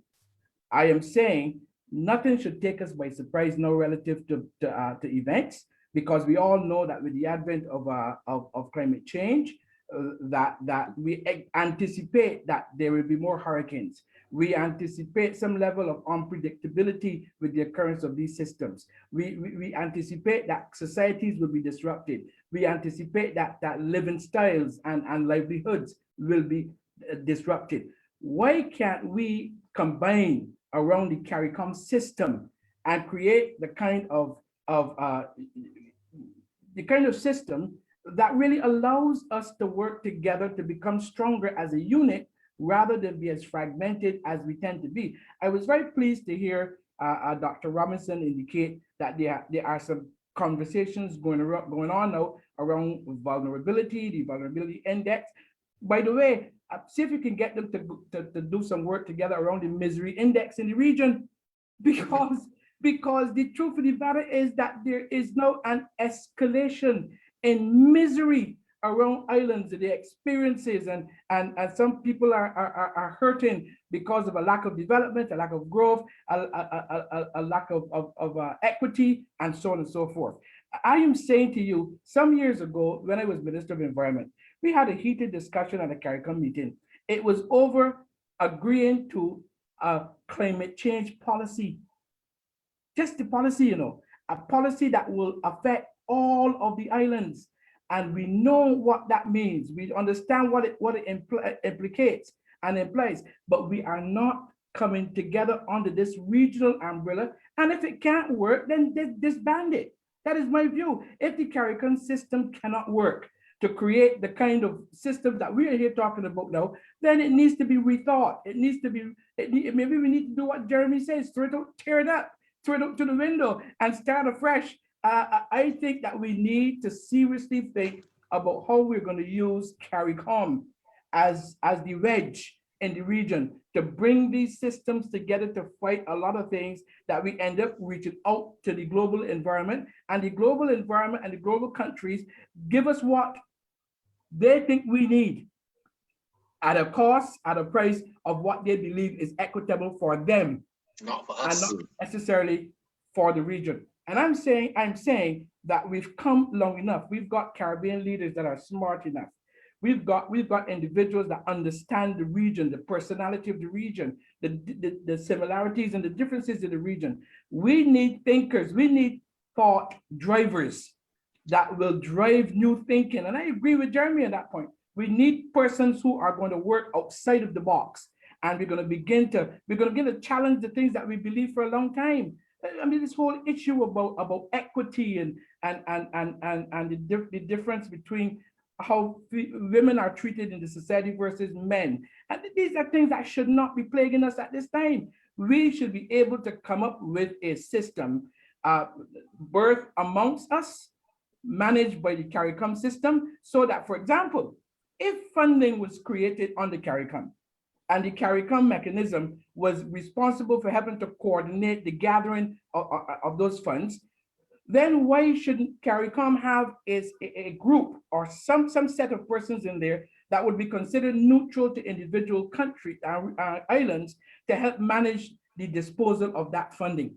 Well, you have individual countries borrowing on their own, gathering on their own, dispersing on their own, and they have little concern except when a disaster comes about to reach out to another island. I'm saying to you, I believe that the new thinking the new thoughts, if you will, should center around how do we create a genuine regional system that will in fact help engineer how we face tomorrow in terms of disaster management, because another volcano will happen, another hurricane will happen. And the question that was asked earlier, are we going to wait until these things happen then to scramble again? We had a volcano in 1979. And I was in St. Vincent at the time, by the way. I don't want to date myself, but I was there. I'm not saying if I was there as a child or as a young adult, but I was there. And You were no born. Pardon me? You were no born. Yeah, I remember how the scramble took place. A scramble that is not dissimilar to what happened this last week and a half. Why should we be still at the same place? And that's the question that was asked. Why should we be still at the same point, dealing with the same issues that we should have long graduated from, and now working within a context of leading edge ideas, of thought drivers who can drive real progressive thought, of persons we have the intellectual capital in the region. We do have it. And therefore, there's no reason why we can't. I think that the outcome of this experience now should really jolt us into a position where we begin to realize that we need to change the system, change it to the extent where we draw from what we've learned in the past. We look towards the future from a less dependent perspective, as we have been in this region for a long time. And we begin to look at new ideas and new mechanisms of getting this region, not just Barbados or not just Trinidad and Tobago or St. Kitts and Nevis, but get the region as a collective to move forward on agreed upon processes that have to do with how we accumulate wealth, how we distribute wealth among our own, how we build wealth in all communities, how we empower middle-class communities and marginalized communities. What is the mechanism? I am convinced that CARICOM can do it, but we need people who are going to drive the process by not being afraid to challenge old thinking with new ideas. Can I ask Right. something? Kima and Jermaine, if I may. Kima and Jermaine, if I may. Kima and Jermaine, if I may. I just wanted to before you go on, because we're gonna divert over to you. Yes, but before you go on, the common point among all the presenters is that CARICOM, it should be a mutual benefit to all of us. However, since the 90s, we've been hearing discussions about CARICOM, we've been hearing discussions about unity, but unity that then happens in form of a disaster, but then it crumbles in all else, right? Even in Jamaica lately, I saw a case coming up where some politicians were charged for potential corruption or the other, and heading to the Privy Council for a decision to be made. Why is it in this day and age where we have a Caribbean Court of Justice, and we're talking CARICOM, and we can't even agree to a common court among each other? So my thing is, I am all for CARICOM, I'm all for a regional approach, but it comes back down to the fact that it is usually talk and non-practical up to many facets, only when it's beneficial for that particular country to have, right? Soufriere, I'm gonna divert to you so you can read some comments, and then we're gonna give Ms. Barrett. No, let's send you go, and I'll read the comments after. Okay, I'm just going to be brief. Go ahead. And hopefully, I'm going to be brief, and hopefully I can come in again, because I see you all said this was going to be 2 hours. I see we're almost at the point of 2 hours. Jermaine, let me thank you for what I consider to be, I wrote something down here, your very passionate speech. Some of it I support, some of it I entirely reject. I certainly do not support the idea at all that when you look across the region, whether it be Barbados, St. Vincent, or many other Caribbean countries, that we have strong institutions. I don't believe that at all. I think our institutions are very weak, and that we need to strengthen a lot of those institutions in the Caribbean, and that is part of the problem that we're experiencing regionally. I do not want us to, it's either is the personal or the institutional. It's really a combination of both things that I think are the root of the problems that we experience in the Caribbean. But you made an important point, and the point that you made, and to my mind, is that what we are seeing in the Caribbean is what you didn't say it that way, but that's exactly what you meant, that what we are seeing in the Caribbean in relation to natural disasters have in fact been a flatlining of the responses in the Caribbean. And that is a problem that you have. I think most of us have an issue with a response that appears to be have a flat line. And therefore, what we need is some pre-planning. Now, I therefore agree that it is extremely frustrating because clearly when it comes to natural disasters, like hurricanes, not so much the spontaneous volcanic eruption, for instance, although this one was not spontaneous, but certainly I think it's very frustrating that we know a natural disaster will happen.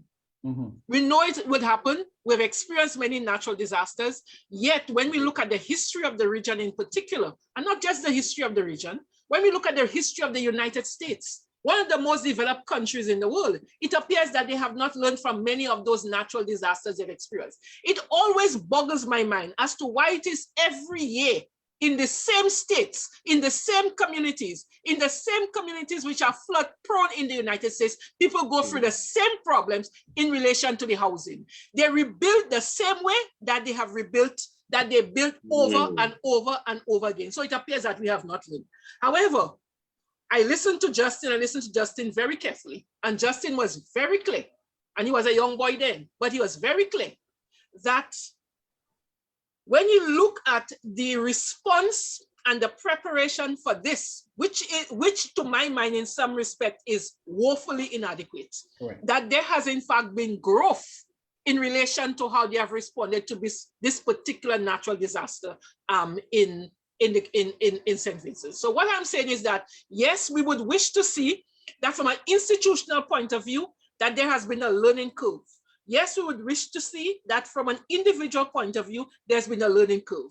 And where the Caribbean is concerned, we cannot always put blame on the state. I believe that we are also, as individuals, we are also responsible. But I also recognize, and I want to thank Simon for his contribution, because Simon made the point about the difficulties that vulnerable communities experience. And that is our reality. You know, we can talk about learning curves, etc. But when people find themselves struggling, when they do not have the educational resources, when they do not have the financial resources, when they do not have the housing resources, etc., what do we really expect these people to do? And therefore, it behooves government in the Caribbean to ensure that we engage in policy which results in a situation where we do not have people who live generation after generation in such dire economic circumstances. That is the problem in the region. So I would agree that it appear that given the fact, and I look at Barbadians, for instance, every year we're scrambling when we get notification that we may be hit by a hurricane. Why is that the case? I have seen a country like Barbados, which is supposed to be one of the more developed countries in relation to infrastructure, where I remember a few years ago when I lived in one state, I was, very happy with a nice breeze which was blowing just in me from the Eastern Caribbean. We have experienced hurricanes time and time again. I've experienced so many hurricanes.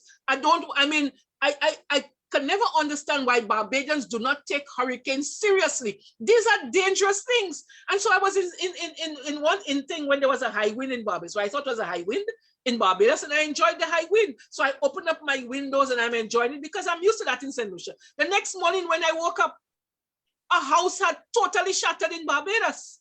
And I'm saying, but this is just a high wind.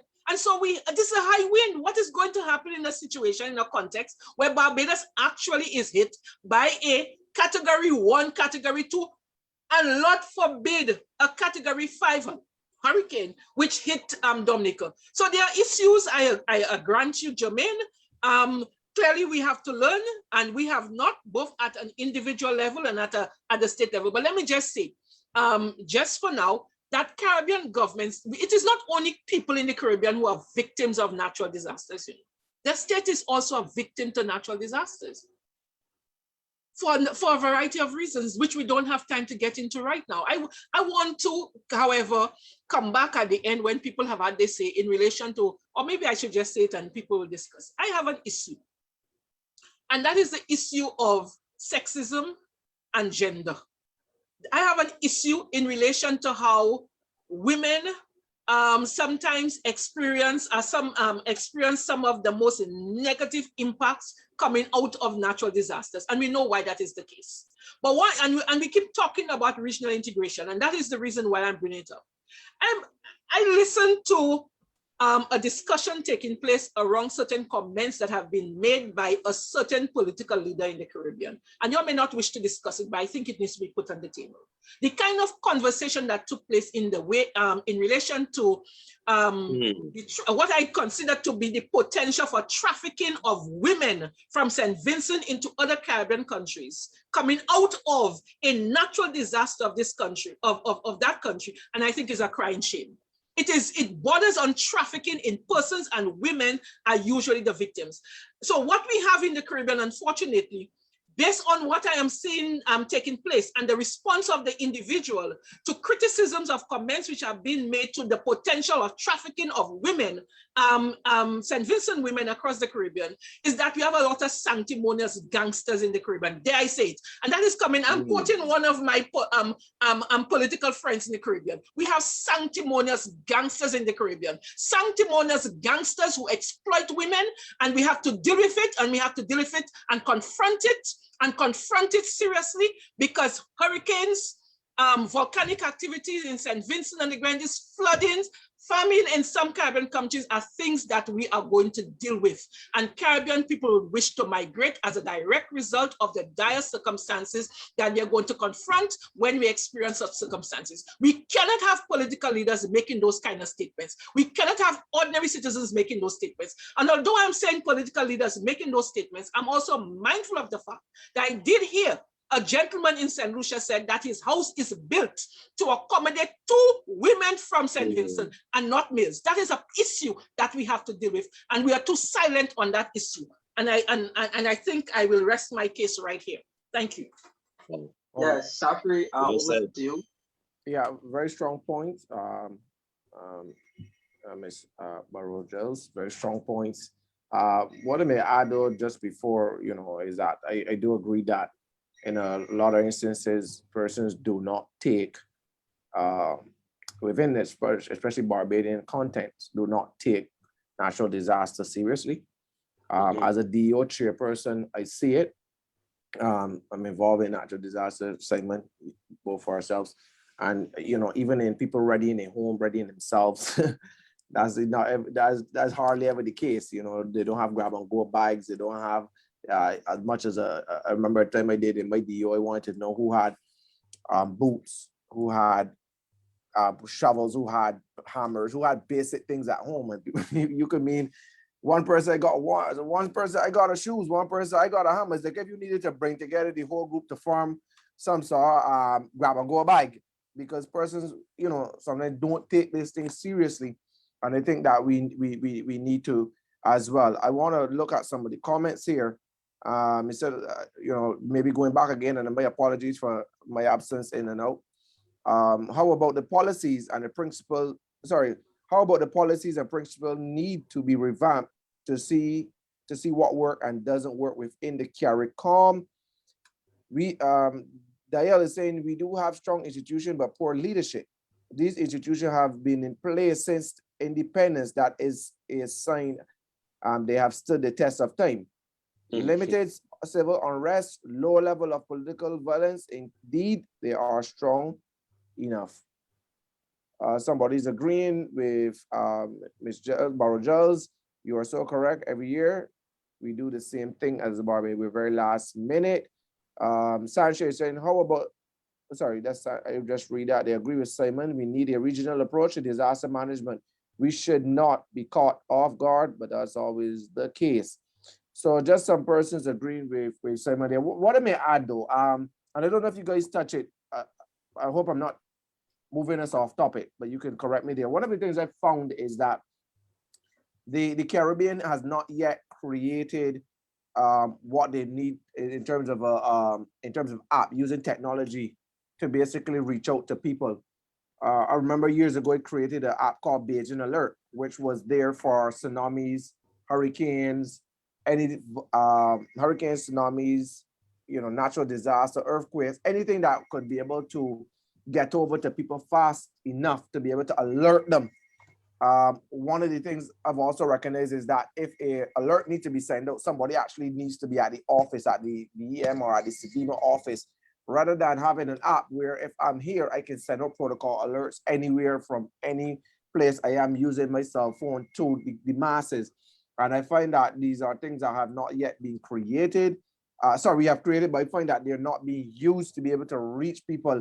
When we talk about alerting people, I heard somebody use data, or we talk about getting over information to people, I find that we are not using technology as efficient as we should.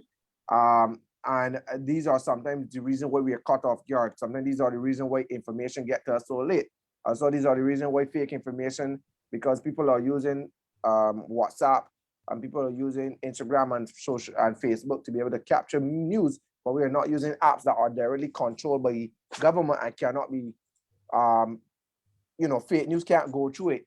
And we're not introducing these systems to make people know that these are different channels that they can get information. Have you guys touched on that, or do you guys see that as also a need for us to start adding certain things into protocols and making things reachable to people?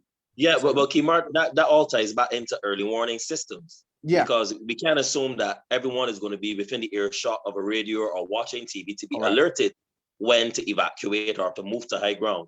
So yes, it is important that the state is able to send messages to the public via text messages, SMS, or via an app or something along that line. Because in this time that we're living in, most people have access to a cell phone.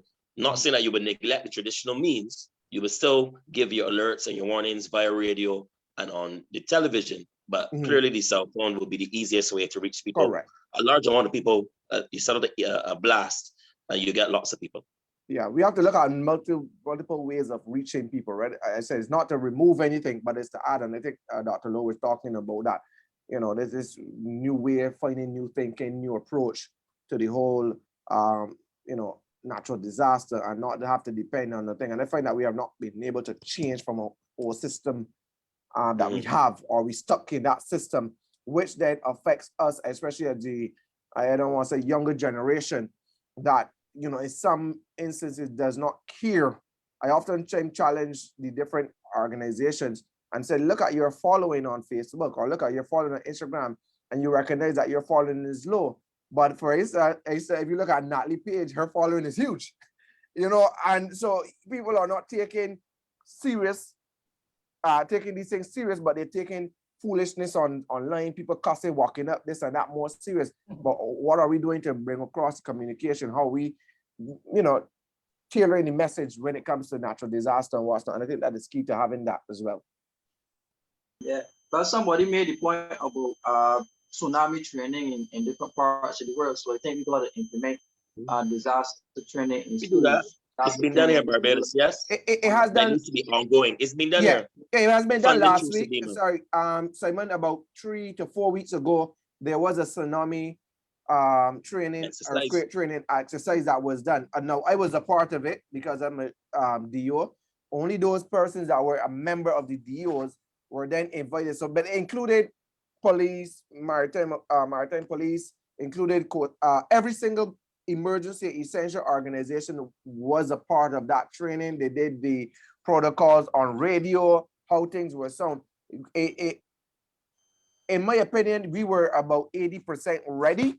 And as a first timer taking part in tsunami and all of that alert, I would have said that we would need at least another 50 training to really be ready to handle those, because then you have to handle the traffic, the information. How do you pass on? How do you honor routes? How do you know when to travel on this route? Because ambulance takes a particular route, not just so that the other ambulance or the other emergency personnel can pick up on that route.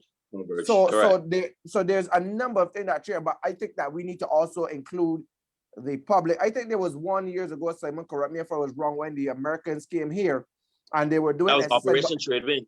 yeah, but the thing is, Exercise when Trade they Wind. call for volunteers, the volunteers were supposed to play dummy, not necessarily be a party training. They wanted you to be the dead person, or they Yeah, the wanted you to goulash, be the yeah. person that they seek and found.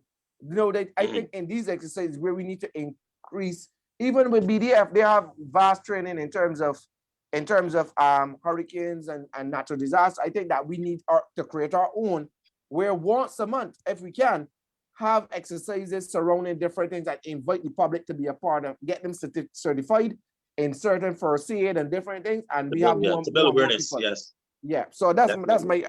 my on that. Just Right. that is saying one of the fundamental issues surrounding. Oh, I don't. Okay, don't read that one. Go ahead if you have to take him on. That's Yeah. You're muted. Kimar. Yeah, so I said basically we're gonna wrap up Yes. in a minute.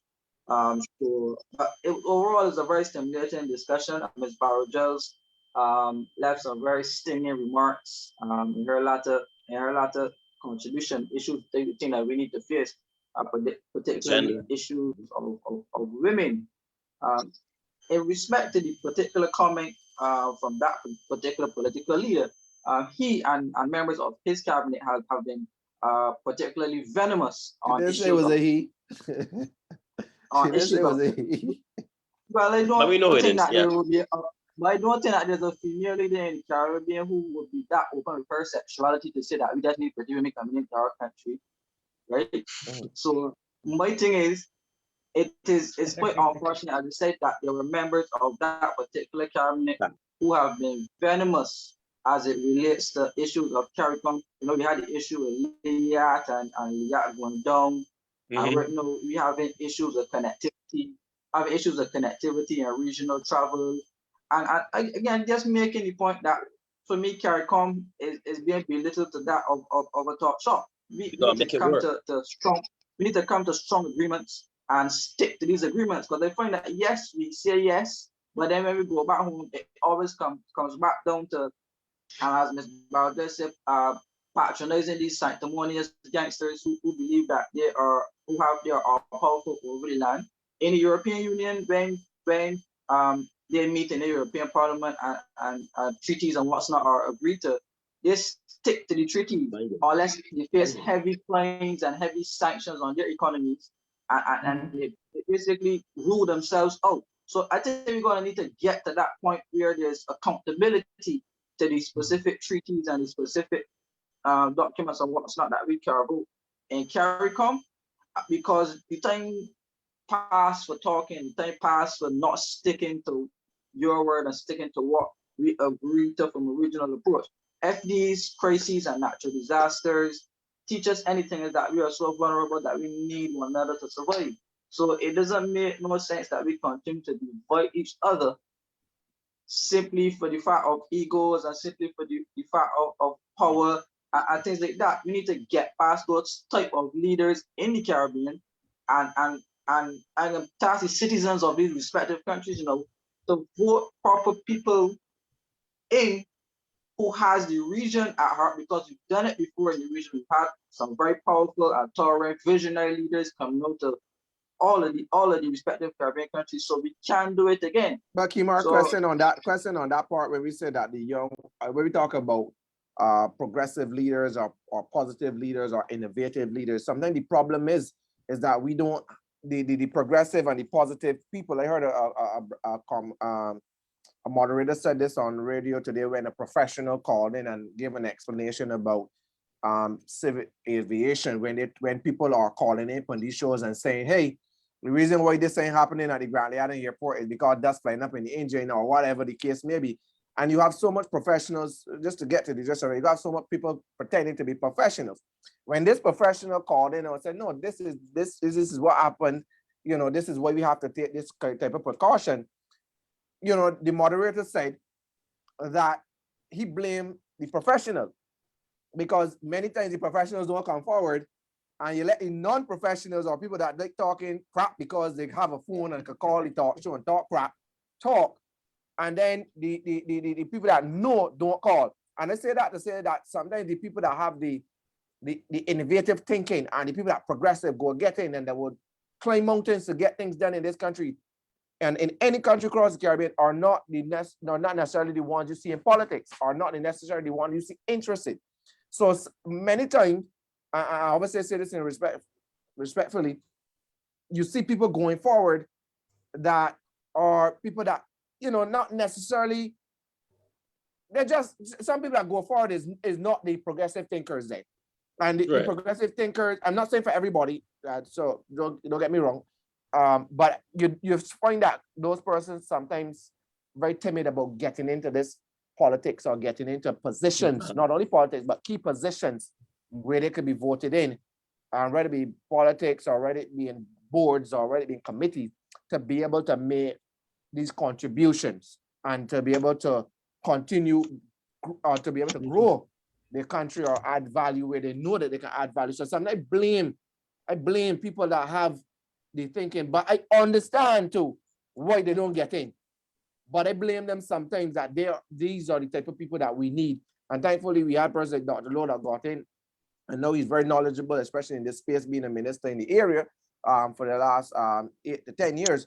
But we need people, more progressive thinkers, more innovative thinkers, more challengers to get out there. And I think that the region could be a better place rather than giving us this, bad rice to pick from. Well, I want to agree with you, and I just want to, just in wrapping, I'm going to give everyone a chance to give their final remarks and contributions. So we are going to start with you, Dr. Robinson. Give us your final comments. Okay, so again, thanks for the opportunity to share. I mean, as I've been mentioned, this has been a very trying week emotionally as we cope with an unprecedented disaster.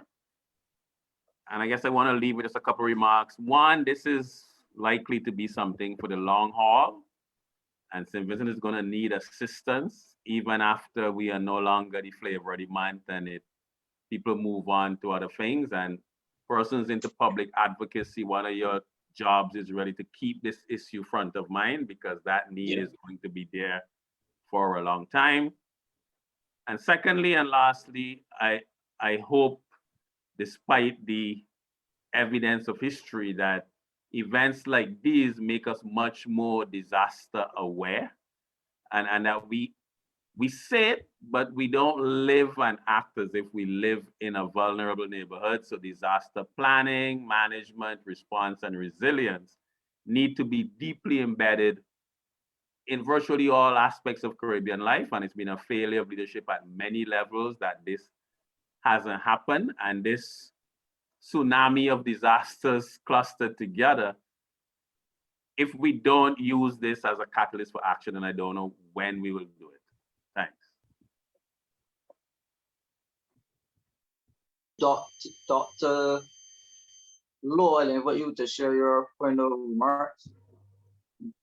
Thank you very much. Let me say again, thanks to the organizers for inviting me. It's been a real pleasure to sit among these intellectuals, professionals, and to learn myself and hopefully to have shared some views that are sustainable. 2 points. One is that I am a firm believer that the CARICOM system can work. I think that we need leaders in that domain who are not afraid of change and who are willing to learn from communities and their lessons learned, and to learn from other systems outside of politics that can really advise us how we can go forward. The final thing is that it doesn't matter how great your strategies are. It doesn't matter how forceful you are and successful you are with the implementation. At the end of the day, behavioral change is perhaps the key.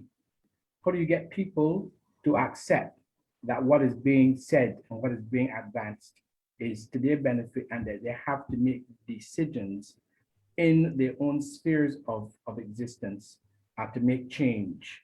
Because Simon talked about the veracity of the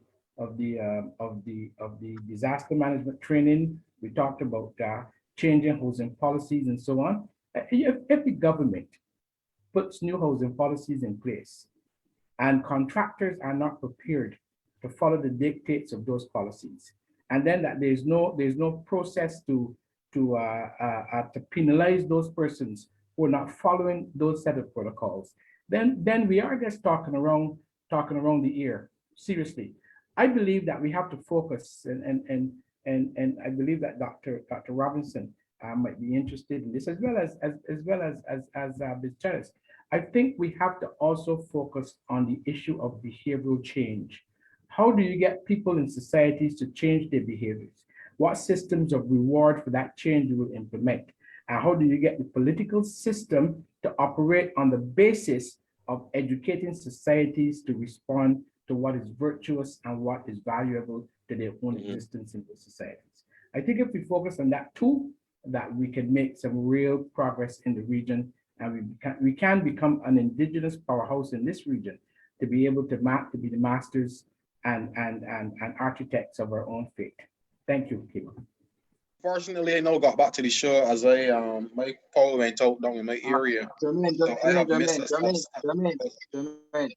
all right, no problem. Listen, I'll just invite you to give your final comment as well. Then we go over to our host to give their comments as well. Thank you very much for the invitation, Kima. I enjoyed the session. Although I was uneasy when you asked me to join a panel of men that would be talking about economic and financial issues. Nonetheless, just to conclude, I just want to say that in relation to natural disasters, I want to re-emphasize the need for us to continue to focus on disaster diplomacy. I also want to make the point that we need at all costs to attempt to avoid social injustice that can arise from natural disasters occurring. It is very difficult, I know, to avoid some disruption. We can look at what took place in Puerto Rico, for example. I am very concerned about the plight, of course, of women, because one of the things that history has shown and the research has shown, and I think the CDB actually tonight, I think Albert Ellis is actually about to probably begin his presentation on the impact of COVID-19 on vulnerable groups, the most vulnerable groups in Barbados. And that might be interesting to read later. But certainly what history has shown and what the literature has shown is that when we look at natural disasters, unfortunately, they tend to impact women disproportionately. They tend to impact young people disproportionately as well. And where the Caribbean is concerned, I think one of the things we are not focused on is the extent to which some very small ethnic minority groups may also be negatively impacted by natural disasters. So that Justin may come in again. I'm not sure to what extent we have a thriving indigenous community in that country, but we certainly have to look out for those groups who have historically been marginalized in our communities. We also have to be, notwithstanding the fact that I spoke about the potential for the trafficking of women, we also have to be very alert to the fact that in the post-disaster period, many of these vulnerable groups may in fact face increased violence in the homes. So that is certainly something that we have to look at. And I just want to end on a note that certainly when we talk about disasters, we have to ensure that we do not limit people's access to decision-making activities, that we need to be more inclusive in our approach, and that finally we need to ensure that at the end of the day, whatever we do, that the recovering from the post-disaster, recovering from the disaster does not in fact result in a situation where certain groups in the society find themselves in a worse situation than what they experienced prior to the disaster. Because we know that when we speak about the political economy in the Caribbean, that we have serious difficulties. So I would not want to see that in terms of that political economy, that certain groups are in fact worse off than the pre-disaster period. Thank you. Jermaine, I'll now invite you to give your final contribution.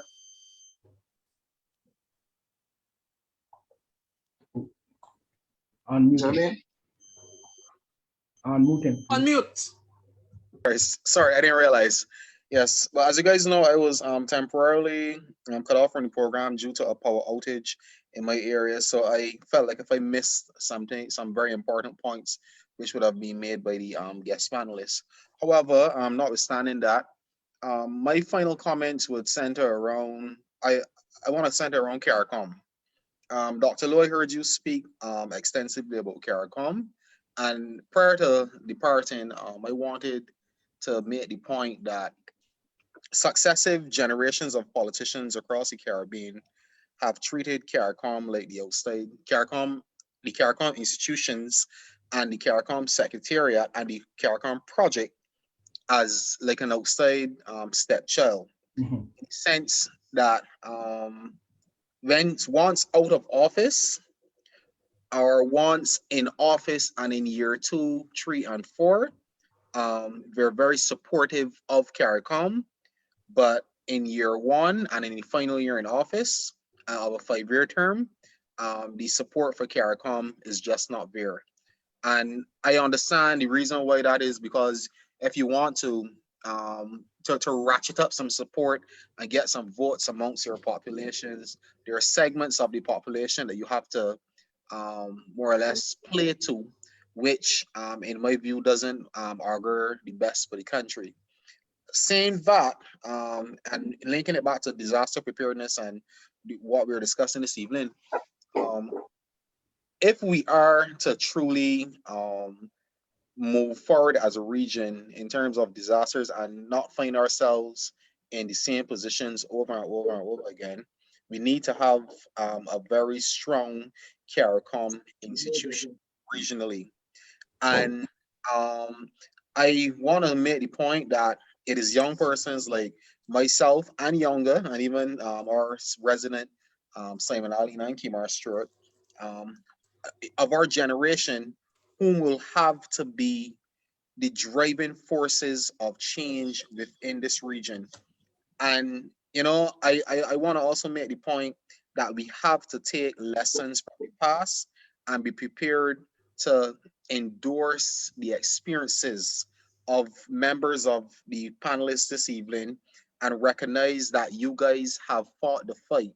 But now that the torch is being passed on, that we must fight an even harder fight if we are to truly emerge as a successful, cohesive, and unified region as we truly want to be.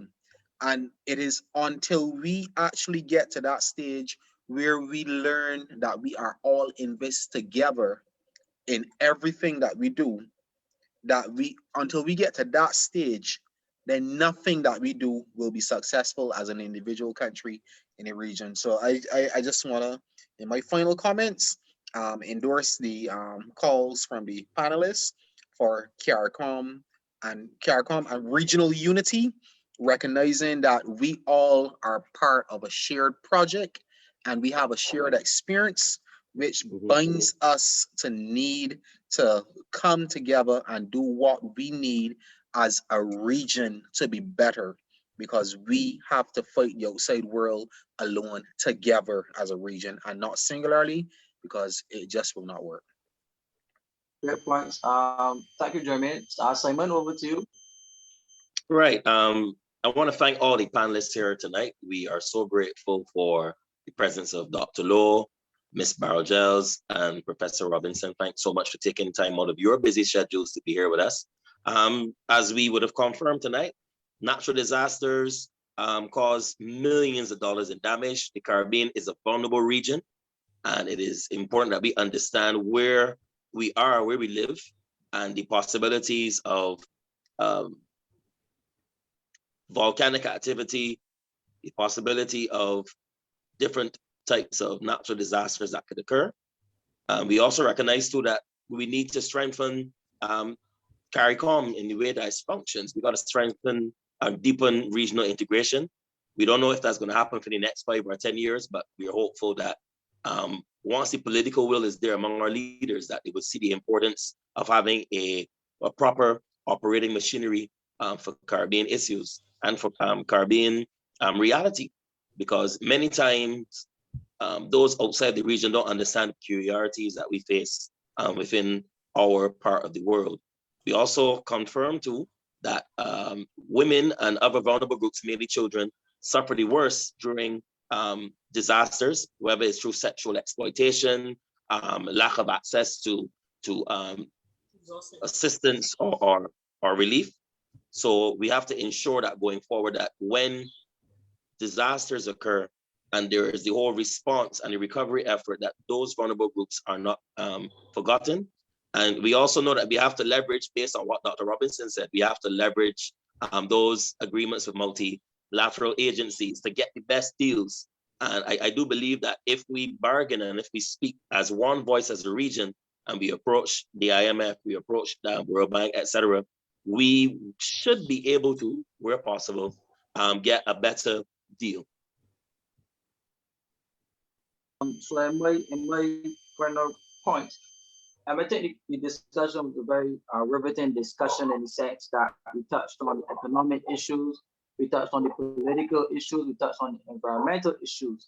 And I think that this framework is the model that we need to use going forward. In that we had persons on from across the region. We had Mr. Julian Robinson, who is the opposition spokesperson on finance in the Jamaica House of Assembly. We had Mr. Barrow-Giles, who is a native of St. Lucia. We had Dr. Robinson, who's a native of St. Vincent, and our resident Barbadian panelists.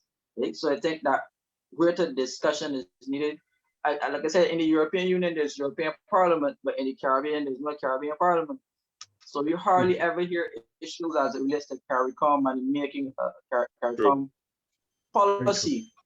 We know that the Minister of Foreign Affairs usually oversees issues like CARICOM. We also have an ambassador to CARICOM, right? So I think that CARICOM issues need to be streamlined in our parliaments, all of them respectively, so that our regional brothers and sisters can know exactly what's CARICOM, what's the benefits to CARICOM, what's the disadvantages to CARICOM, so we can strengthen that institutional framework as we clearly discussed here that it needs some work.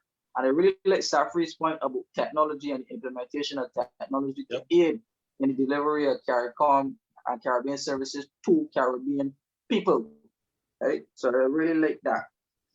Like I said, there were many persons and countries coming to the table to help St. Vincent, Dominica, the Caribbean Risk Facility. Also, there was a United Nations global appeal for different countries to come to the fore to assist in giving in international solidarity and giving SPG. Ms. Barrow-Giles made a point about checks and balances to avoid corruption. I would really hate to know that political leaders would take advantage of this opportunity to engage in partisan activity right now when people are suffering. I really hate to know that that's going on. But like I said, nevertheless, I am optimistic as times will change and climate will change, that we have the respective leaders and the respective persons in position, even the people on the ground, the citizens. I would like to see them educated, to change their mindset as to how they manage themselves and prepare for these disasters from a personal perspective to ensure the safety of them and their families. So with that being said, I just want to thank everybody for tuning in. Again, thank all of our guests for tuning in. And we look forward to having more discussions with this. So I will hand over to Soufriere right now. Yeah, thank you, everyone. Really appreciate it. Kima, thanks for holding on the show today. We're encouraging everyone just to follow the DeBrief TV show so that you can always know when we go live. We go live faithfully every Tuesday here. We really want to thank VC3 TV in St. Vincent for carrying us live. Barbados Today here in Barbados also for carrying us live, and that puts us at about over, 200 and plus thousand reach between these different networks. So we are thankful that this discussion could be brought regionally. We are thankful that persons could be heard. We have a diverse panel, as Kimar said, wonderful people who have knowledge in a number of areas. I would love to really see personally technology be taken advantage of. I'm willing to give my Beijing alert over to St. Vincent for free. It's also called, we could also call it Vinci Alert because it could be rebranded because it's an app. We can bill it per country, and that the people in the country could be able to use this technology to be able to reach them. And one of the things I really want to look at when we talk about going forward is that we do not just take all of the money or put all of the money rather into just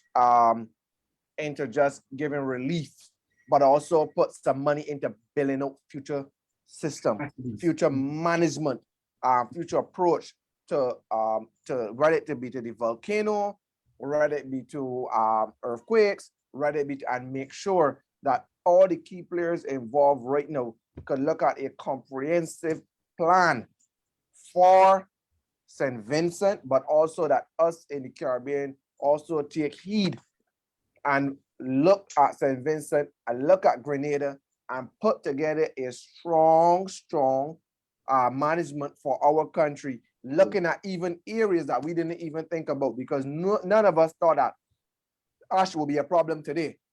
And we need to put together a plan, and I will hope that those that are listening, that are watching, those that have influence over leaders could be able to bring what was discussed here today for persons to look at comprehensive plans going forward, bring people from the bottom up, listen to them. What I would love to see, and I saw it in a Caribbean country, is where, when Kimara, you were talking about CARICOM, is where what I would like to see is after CARICOM meeting, whether they have somebody appointed in communication, come to the whether it be CARICOM TV, I don't know what you call it, come and start to elaborate and explain to the people in layman terms, all the fancy language, what was discussed and how it would impact the Caribbean.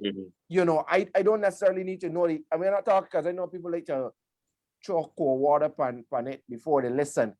I'm not talking about every nitty-gritty detail that was discussed, national security, but come and say to the people, today in CARICOM, we discussed the management of national disaster in the country, and these are 4 pillars we look at, and these are 2 that we agree on, so that the CARICOM could be in a peace of mind to know that this was discussed, this is on the table, let us critique it, give a channel for feedback, and go forward.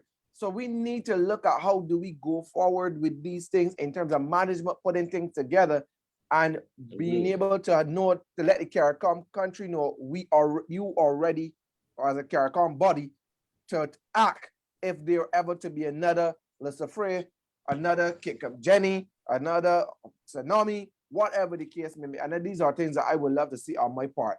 And we hope that we can continue this discussion past today. And I would love to invite you guys back again on this topic. We should be looking at whether or not whether or not they take into account some of these things and where we are seeing it go. But I want to thank everyone. I want to thank the viewership for listening. I want to thank Barb today again. I want to thank VC3 TV panel. I thank you again. I appreciate it. The host of the DeBrief, Simon, Jermaine, and Kimar Stewart. Thank you very much. All the viewers, thank you very much as well. We want to invite you back next week, Tuesday. We're going to have a very interesting discussion, very interesting discussion next week, and we want you back as well. Thank you, everyone. Thank you. End the Facebook link Thank you. right now. So Facebook, we're going to start streaming. Have a nice day. Stay Thank you. safe. Stay